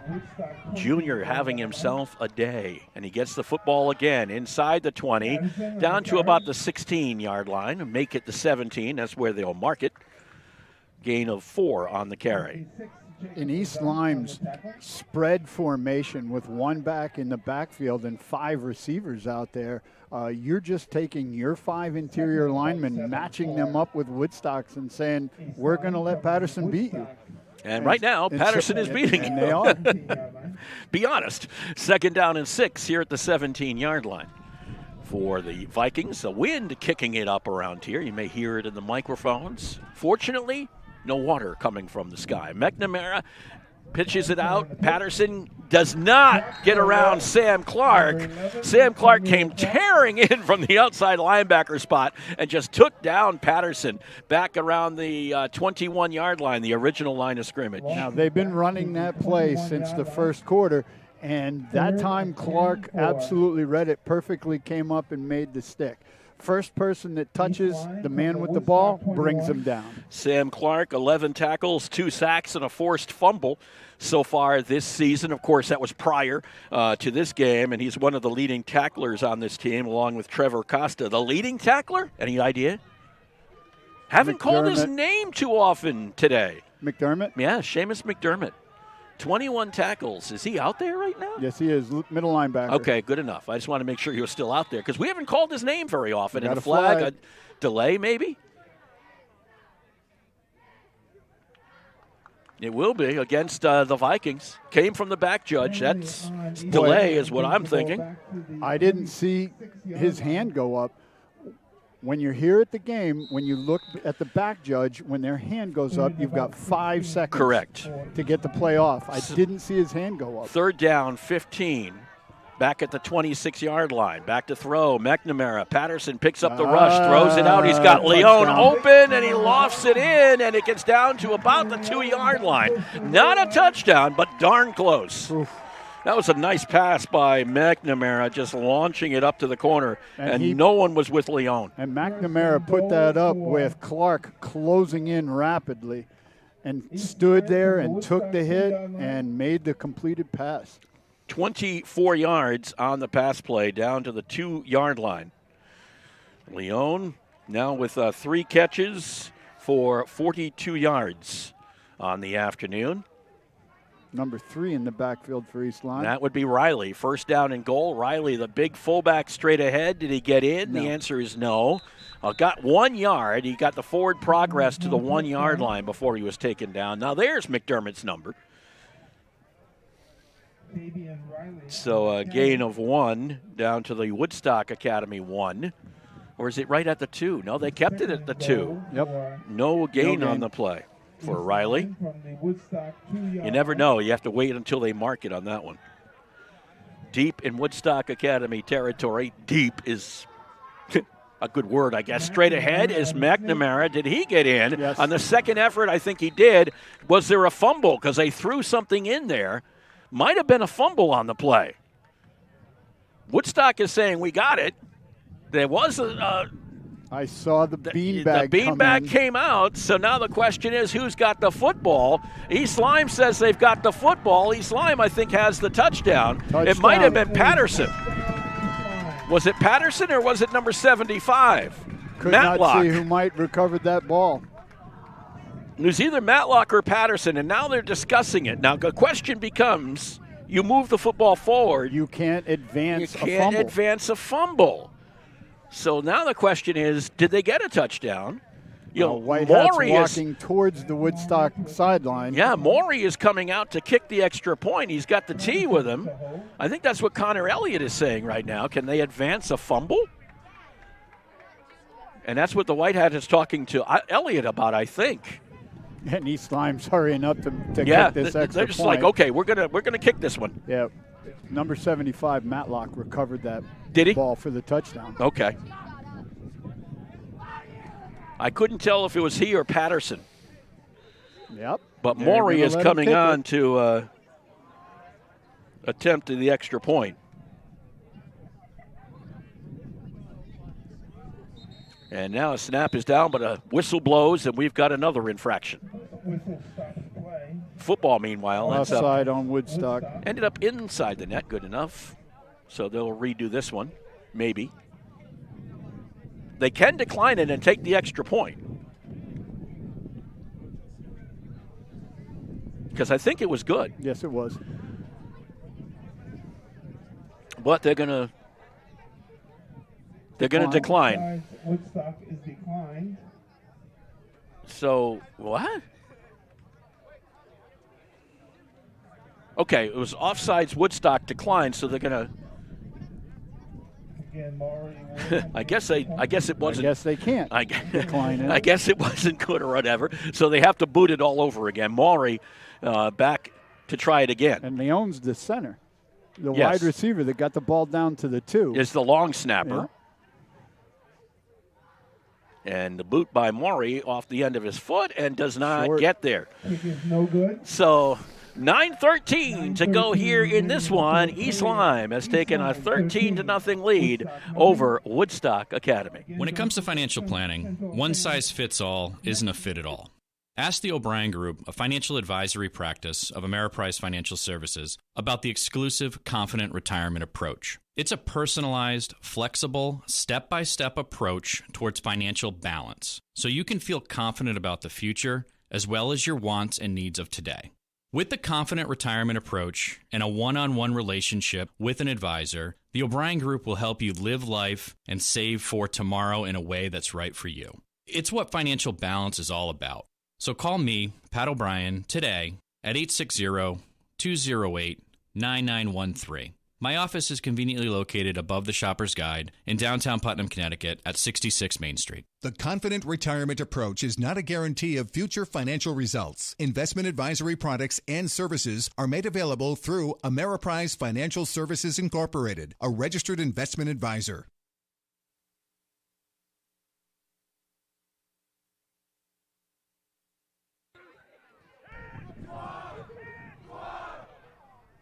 Dreyfus to boot it away. It's a short kick picked up by Amlaw at the 15. He's up to the 20, to the 25, to 30. He's up to the 40, up to the 45, and be carried down right near midfield before Hayden Terizzi came up and made the stop right before midfield at the 49-yard line. Nice field position for the Centaurs. A nice return by Amlaw. Yeah. They kind of needed that one, no doubt about it. Trailing now by 13. After the fumble recovery in the end zone, we do believe, by number 75, Thomas Matlock. And they can actually mark that ball now at the 48-yard line of Woodstock Academy. First down and 10 for the Centaurs. 9:05 left to go in this one. Richardson in the pistol. Snap is low. He picks it up, goes back to throw. In trouble to the left, looks to the right, looks to throw it downfield, and does! It's complete to Brandon Nagel at the 15, the 10, the 5. Touchdown, Woodstock Academy! Brandon Nagel. Richardson rallied, got a 52-yard pass play, found Brandon Nagel wide open in the end zone as everybody had come up after the quarterback. And Richardson absolutely paid the price after he threw that. People aren't watching that. When they watch football, they see the ball, they follow the ball to the wide receiver. They don't see what happens to the quarterback afterwards. Richardson paid the price for that throw. But he got the throw in. Yes, sir. 52 yards to Brandon Nagel and a touchdown for Woodstock Academy. 120 yards now in passing for Teddy Richardson. McDermott in to attempt the extra point. Theriak's the holder. So quickly how the tide can turn. What was 13-0 is now 13-6. And you can make it 13-7. That one hit your car this time? No, sir. Missed your car, even. Missed my car. That's a bonus. We have 8:52 left to play in this one. It's East Lyme 13, but Woodstock Academy on the board with 7. Hi, this is Jeff Busquet. And Kaylin Busquet of Steve Busquet's Appliance and TV, your hometown appliance store. We've been committed to providing the lowest prices and best customer service in the area for over 35 years, and we are excited to continue this tradition at our newest location, now open at 600 Main Street in Willimantic. We carry and service your favorite and most trusted brands of appliances, TVs, and furniture. We know you've all heard about back orders in the appliance industry, but at Busquets, our salespeople can find you what you're looking for in stock and ready to be delivered. Amana washers and dryers are only $4.89 each. Whirlpool front-load washers and dryers are only $8.49 each and can handle a king-size comforter. Frigidaire 18 cubic foot refrigerators are only $6.75. And just arriving, a new batch of Scratch and Dent appliances at our Willimantic store. Scratch and Dent are brand new with a full warranty. We have 18 cubic foot refrigerators for $5.99. Side-by-side refrigerators start at $8.99. And remember, at Busquets, we service everything we sell and take a year to pay interest-free. Check us out at one of our locations in Danielson and Willimantic or online at BusquetsAppliance.com. Pay more, what for?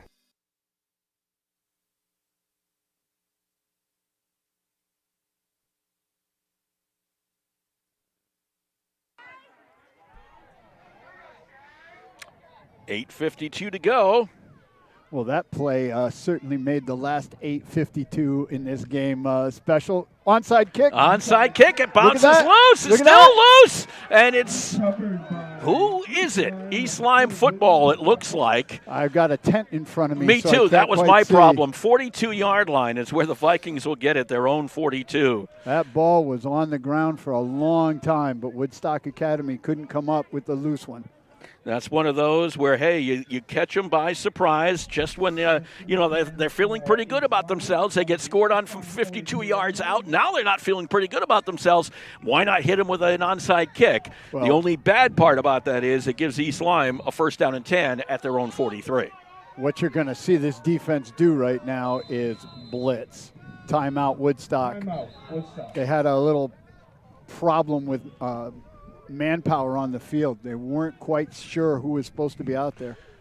So it will be a timeout that they probably didn't want to exhaust, if you will, but by the same token they had to because of the fact they're a little short-handed. I know I'm a football commentator and I'm not supposed to do this, but I was just blowing kisses to my grandson. I saw that. I'm like, okay, how am I going to make up for this one? By the way, Teddy Richardson now 11 for 16 for 120 yards on the afternoon for Woodstock Academy. After that toss down the field to Brandon Nagel, 2 catches for 63 yards for Brandon on the afternoon. Now they're absolutely going to go after. You'd have to assume they will, but the problem is if you over pursue, now you got Patterson coming out. 8:49. You're going to have Patterson. Yeah, it's going to be a steady diet, one would assume. McNamara out of the pistol. Right on the side of him is Patterson. He gets the football, bounces it outside, up to the 45, gain of a couple, up to the 50, gain of about 7 if they give him the midfield stripe. Nope, not about a yard short, so 5. No, about 6, yeah. 49-yard line. So it'll be 2nd down and 4. Now they put him right at the 50. Oh, they are at the 50-yard line, so a gain of 7. Yeah. So it's 3rd down and about the 3. side judges say, no, it should be at the 49. Nope, they're looking at the 50-yard line. Right at the 50 right now. Now he moved it back. Okay, now it's a gain of 6. Okay, well, we'll just get this spot right, and then we'll be just fine. This is, again, Patterson, this time right side. This time he got the midfield stripe. He almost had the shirt ripped off of his back from behind as he was grabbed by Trevor Savoy. And Marcus McGregor. Yep, ball will be marked at the 47-yard line. Give him a pretty good spot there in my book. So up to the, give him a gain on the play of 4 on that carry to the 47-yard line of Woodstock Academy. And a 1st down. 162 yards on the afternoon for Aiden Patterson. Right at the 47, Patterson stutter steps, takes it out to the right side, over the 45, inside the 40, down to about the 38-yard line, close to another East Lyme 1st down. Tackled by Theriak on that one, but if your cornerback's making your tackles 8 yards down the field, that's you got not a problem. Good. 39-yard line is where they'll mark that one. So 2nd down and 2 after the gain of 8 and for since Patterson. Lyme took over after that failed onside kick, Patterson's run it 3 times? Yeah. Yeah. And we knew that was coming. We're going to see him again. Left, right, right. So I would assume up the gut. What do you think? Well, you're not going to go away from something that's working. You do not get away from something that's working. Patterson football. Nope. McNamara straight up the gut. Inside the 35, down to the 34, and he was stopped on the play by the Centaurs. Trevor Costa made the hit right at they'll mark him at the 33-yard line. Another 1st down.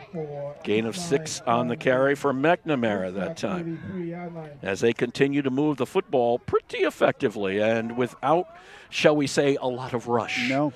You want to waste as much time. The clock right now, the friend of East Lyme, as they own a 13-7 lead with 7 minutes left in this ball game.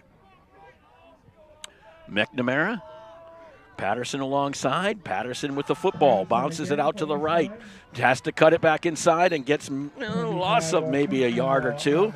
Back to the 34. Costa with some help from Evan Roy this time. And Amlaw is the one that came up from his safety position and turned that back into Costa. Loss of a yard back to the 34-yard line. 2nd down and 11.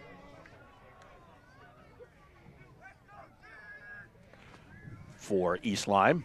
Patterson, you got to, that little stretch to the left has not worked out very well. I know why they continue to do it. You want to at least still give that thought that you can. And the clock is running. Correct. Trips to the right. Richardson, Patterson, actually McNamara straight ahead, and McNamara carried it inside the 35 down to maybe the 34. It'll depend on the mark once again. Right on. And we have a timeout called by East Lyme. Just inside the 30. Yep. Correct. Gain of 4 on the carry for McNamara. And obviously this is a big play for East Lyme to call the timeout to talk this over. 3rd and 7. At the 30-yard line. You want to get that insurance score, if you will, and you are in 4-down territory. And guess what? Yeah. The sun is almost out. Oh, I shouldn't say that? Okay. Yeah. It's almost out here at the Bentley Athletic Complex. Getting pretty bright, actually. And it has been a good day for football. Absolutely. I mean, there's no rain. We haven't had any. It's October. It's supposed to feel like this. Exactly. I mean, it is October 1, isn't it? Yes, it is. We've reached October. September seemed to take forever. Oh, my. September never ended. Oh, my gosh. My message to my Gov and Paul students, your tests have been corrected. I repeat, your tests have been corrected. You'll be getting them back on Monday. Nice. Yeah. I haven't bothered you that much. You can still do your job, right? Oh. So 3rd down and about 7 from the 30-yard line.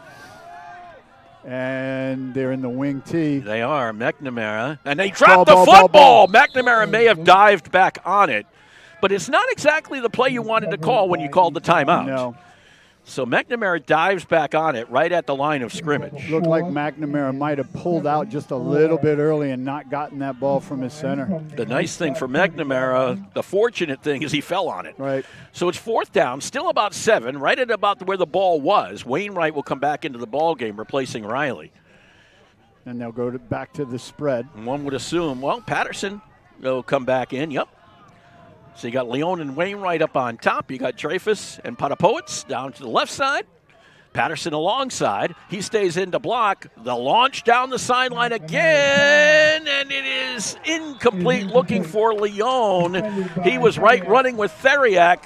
Leone had a shot at it, yes, but it was just a little bit beyond. And it'll be 1st down and 10 for Woodstock Academy. And the East Lyme fans wanted a pass interference on Theriak, but they were running together. They were jousting all the way down the field. I didn't see any I didn't infraction. either. Not on that one. 1st down and 10, Woodstock Academy at the 30. Well, they gave him actually a half a yard the other way, so 31-yard line we'll call it. With 5:13 to go in the ball game, it'll be 1st down and 10 for Woodstock Academy from their own 31. Trailing by only 6, 5:13, plenty of time to go. Teddy Richardson back in the pistol. Richardson fakes the handoff, goes back to throw, flush from the pocket, trying to throw it downfield. He had it knocked down.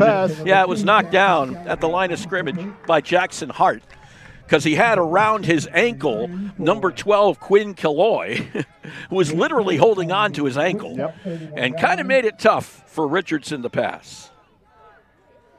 Now, Richardson did a nice job keeping that play alive long enough that he could get rid of the ball. 2nd down and 10. Richardson now 11 for 17 for 120 yards for the Centaurs. Passing-wise, blitz. They fake the handoff, throw it out quickly, got it complete. This is Gallagher at the 35, up close to the 40, close to a 1st down, maybe a little bit shy. Mark, I think that's Nagel with the ball. Was it Nagel? 12? My apologies. Number 2, number 12, sometimes I don't know. Oh, maybe it was. They both came out of there. So I'll give it to him. We'll give it to Nagel. At the 39-yard line, it's a gain of 8 on that pass play. Clock is still running. Woodstock 39-yard line. So a 3rd down and 2 for the Centaurs from the 39. Richardson gives a handoff. Savoy straight ahead, maybe to the 40. He's a yard short. He is. So now we have a 4th down play. Oh, boy. 4th down. Or was it? No, they gave him the first. They gave him forward progress to the 41-yard line. Wow. A gain of 2. Well, we've complained. We won't complain about that one, right? It is our home field. Yeah. That's what you get once in a while, a favorable spot. 41-yard line, 1st down and 10 for the Centaurs. Under 4 minutes to play. Richardson going back to throw. Tries to get away. Killoy is coming on him again. Incomplete, looking for Gallagher this time. So it'll be 2nd and 10 from the 41-yard line. You don't have to get it all back at once here. You just, you got time to play with. Yeah, 3 minutes and 50 seconds is an eternity. It is. 41-yard line, 2nd down 10 for the Centaurs. But you need positive yardage. Correct. And Richardson's been under the gun most of the time when he goes back to throw. Single setback back there with Richardson. Going back to throw again. Here comes the pressure from both sides. Lofts it downfield for Nagel. Is it complete? No. No, they're saying he's out of bounds. Yeah, that was the question. He was pushed out of bounds at the last moment. I think it was Green who came over for East Lyme and knocked him out of bounds before he could get a foot in. So it's 3rd down and 10. Whatever happens, you have to throw it quickly because the entire middle of that East Lyme defense is going after Richardson. I don't think they changed. There's a change of the down marker. I was going to say 3rd and 10. They didn't change the down marker on the other side. I'm like, that would be really good home field advantage. 3rd down and 10. Richardson goes back, to try to set that screen up. Got it to an ineligible receiver, I think, unless he said he was eligible, but he's not. The flags will fly. Unfortunately for the Centaurs, Riley O'Brien pulled that one in. Yep. It is ineligible receiver. It will be a loss of down. It will be 4th down and 15 from the 41. Unless he had checked in as an eligible receiver, but I doubt it. No, they would have made the announcement. So it will be back to the 36-yard line with the ineligible catch. Yeah, that's the call. And it will be 4th down and 15. And it looks like Woodstock's going to punt or call timeout. Well, you're at 4th and 15. I mean, actually, back to, I thought it was 5 yards and ineligible, but they're going to say, 31-yard line. 10 yards, okay. My bad. 31-yard line. Well, just over the 31. So it is 4th down and 20 from that point of view. But they're going to go for it. Richardson comes out. They were thinking punt. Page was way back. Now, does Richardson punt out of this, or does he throw? He's going to step up. He's going to look to throw. It is complete, but it's going to be shy of a 1st down. He got it to Gallagher, but Gallagher went down at the 46-yard line. So with 3:18 left to go, Woodstock has got to make a stand here. You've got to tackle the ball. Everybody on that defensive line has to know, first contact, hold them. Second contact, rip the ball. It was 15 yards on the pass play, shy by about 5. 1st down and 10 for East Lyme at the 46-yard line of the Centaurs. And how much you want to bet Mr. Patterson gets this football? Every single time. I would go to Vegas on this one, let me tell you. Patterson gets the football inside the 45, at the 40, cuts it down, 35, 30, 25. He's got the corner, 20, 15, 10-5. Touchdown, East Lyme, and I don't see any laundry. That's got to put him over 200 yards for the day. 46-yard touchdown run for Patterson.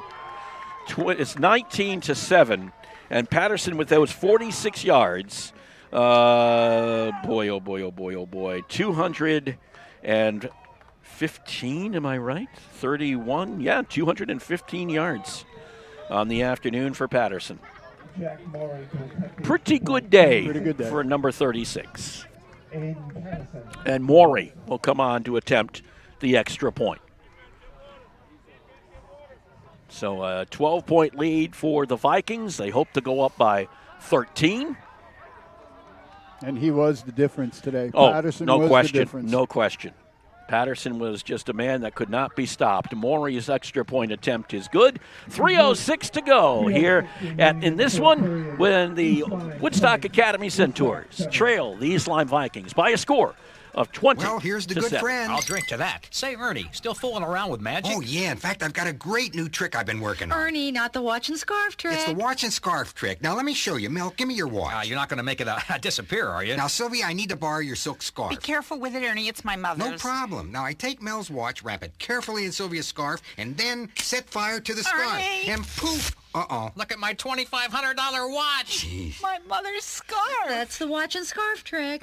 Let me show you how it's done. Show me. Who's your insurance agent? There's no trick to finding good insurance coverage. Just call Girardi Insurance Services for homeowners and automobile coverage that really covers. Our experience in designing comprehensive protection programs can be tremendously helpful in your planning for the future. You never know what's going to happen next, so know you're ready for whatever happens. When they ask who's your insurance agent, say Girardi Insurance Services, your independent agent. We're the answer. See them online at GirardiInsurance.com.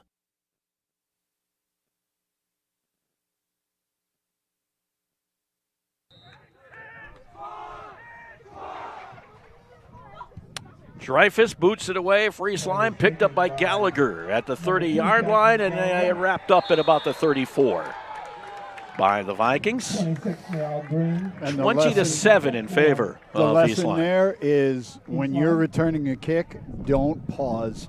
Pausing, bad things happen. Bad things happen to you and the play. Right. A little bit of both. 34-yard line. First down and 10 for the Centaurs, and now we assume, and you're going to have to throw the football.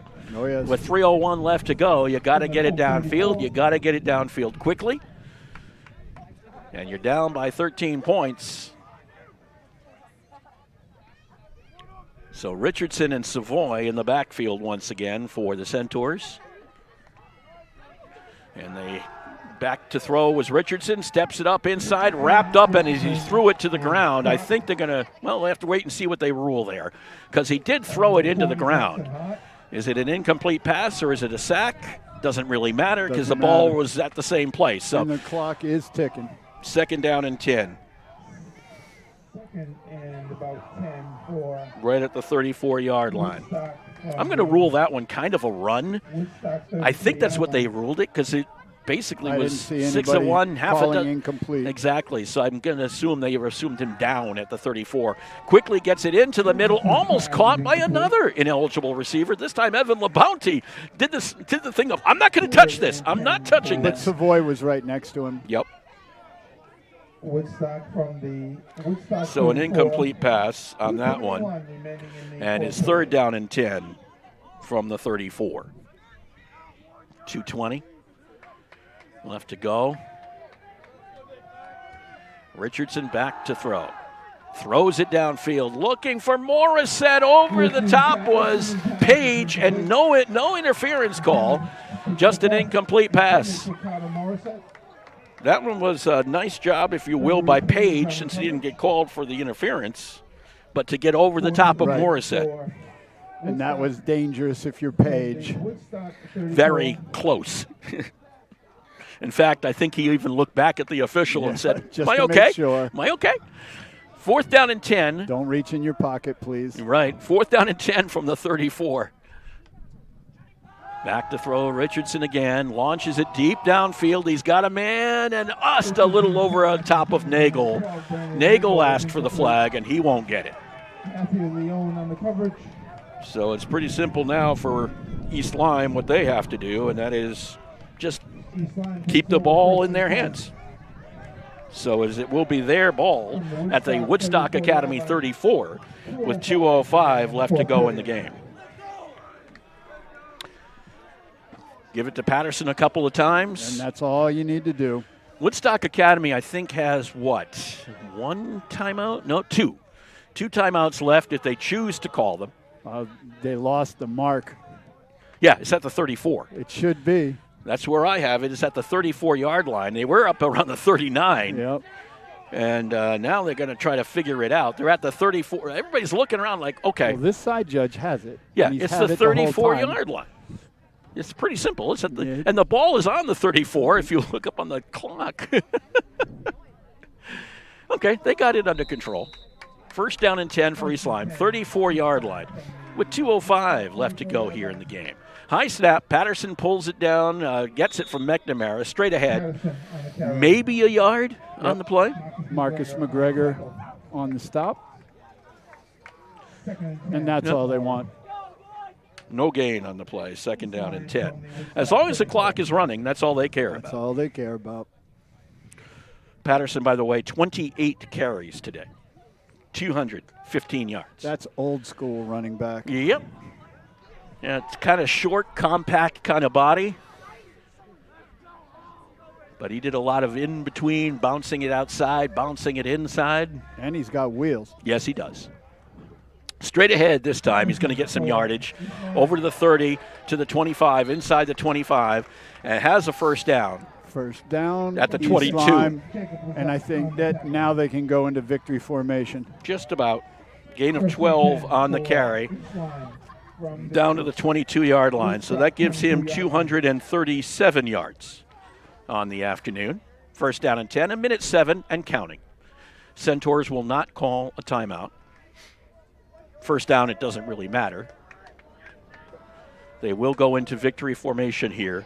And the East Lyme Vikings are going to walk away with their first win of the season. McNamara comes over center, puts down the knee, And that should just about end it. I don't think Depends Woodstock on when they is mark it ready for play. 23-yard line. Might have to snap it one more time or so. But Woodstock Academy is not calling a timeout. So McNamara just go back over center once again. He waits for the back judge, and that'll be another knee, and that should do it.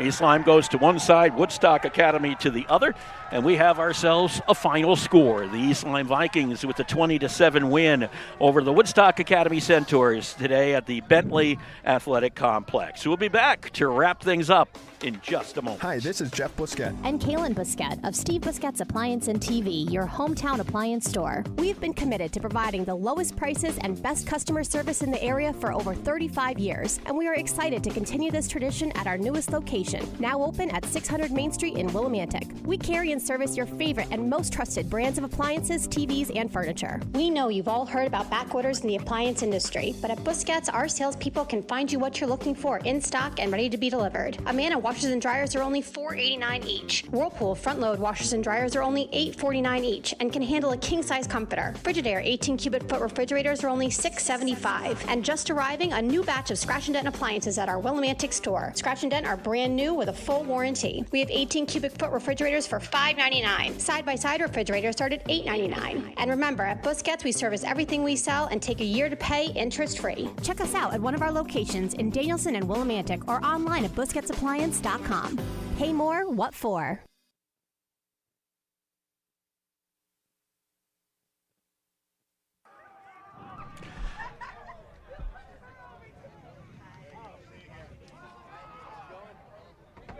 Back with you here at the Bentley Athletic Complex at Woodstock Academy. Final score, East Lyme goes to 1-3 on the season, 1-0 in the Division I of the Eastern Connecticut Conference with a 20-7 win over Woodstock Academy, which falls to 1-2 and 0-1 in the division. All of the scoring coming in the second half. Aiden Patterson, a 4-yard run with 9:44, just 2:16 left in the third. Just 2:16 into, I should say, the second half.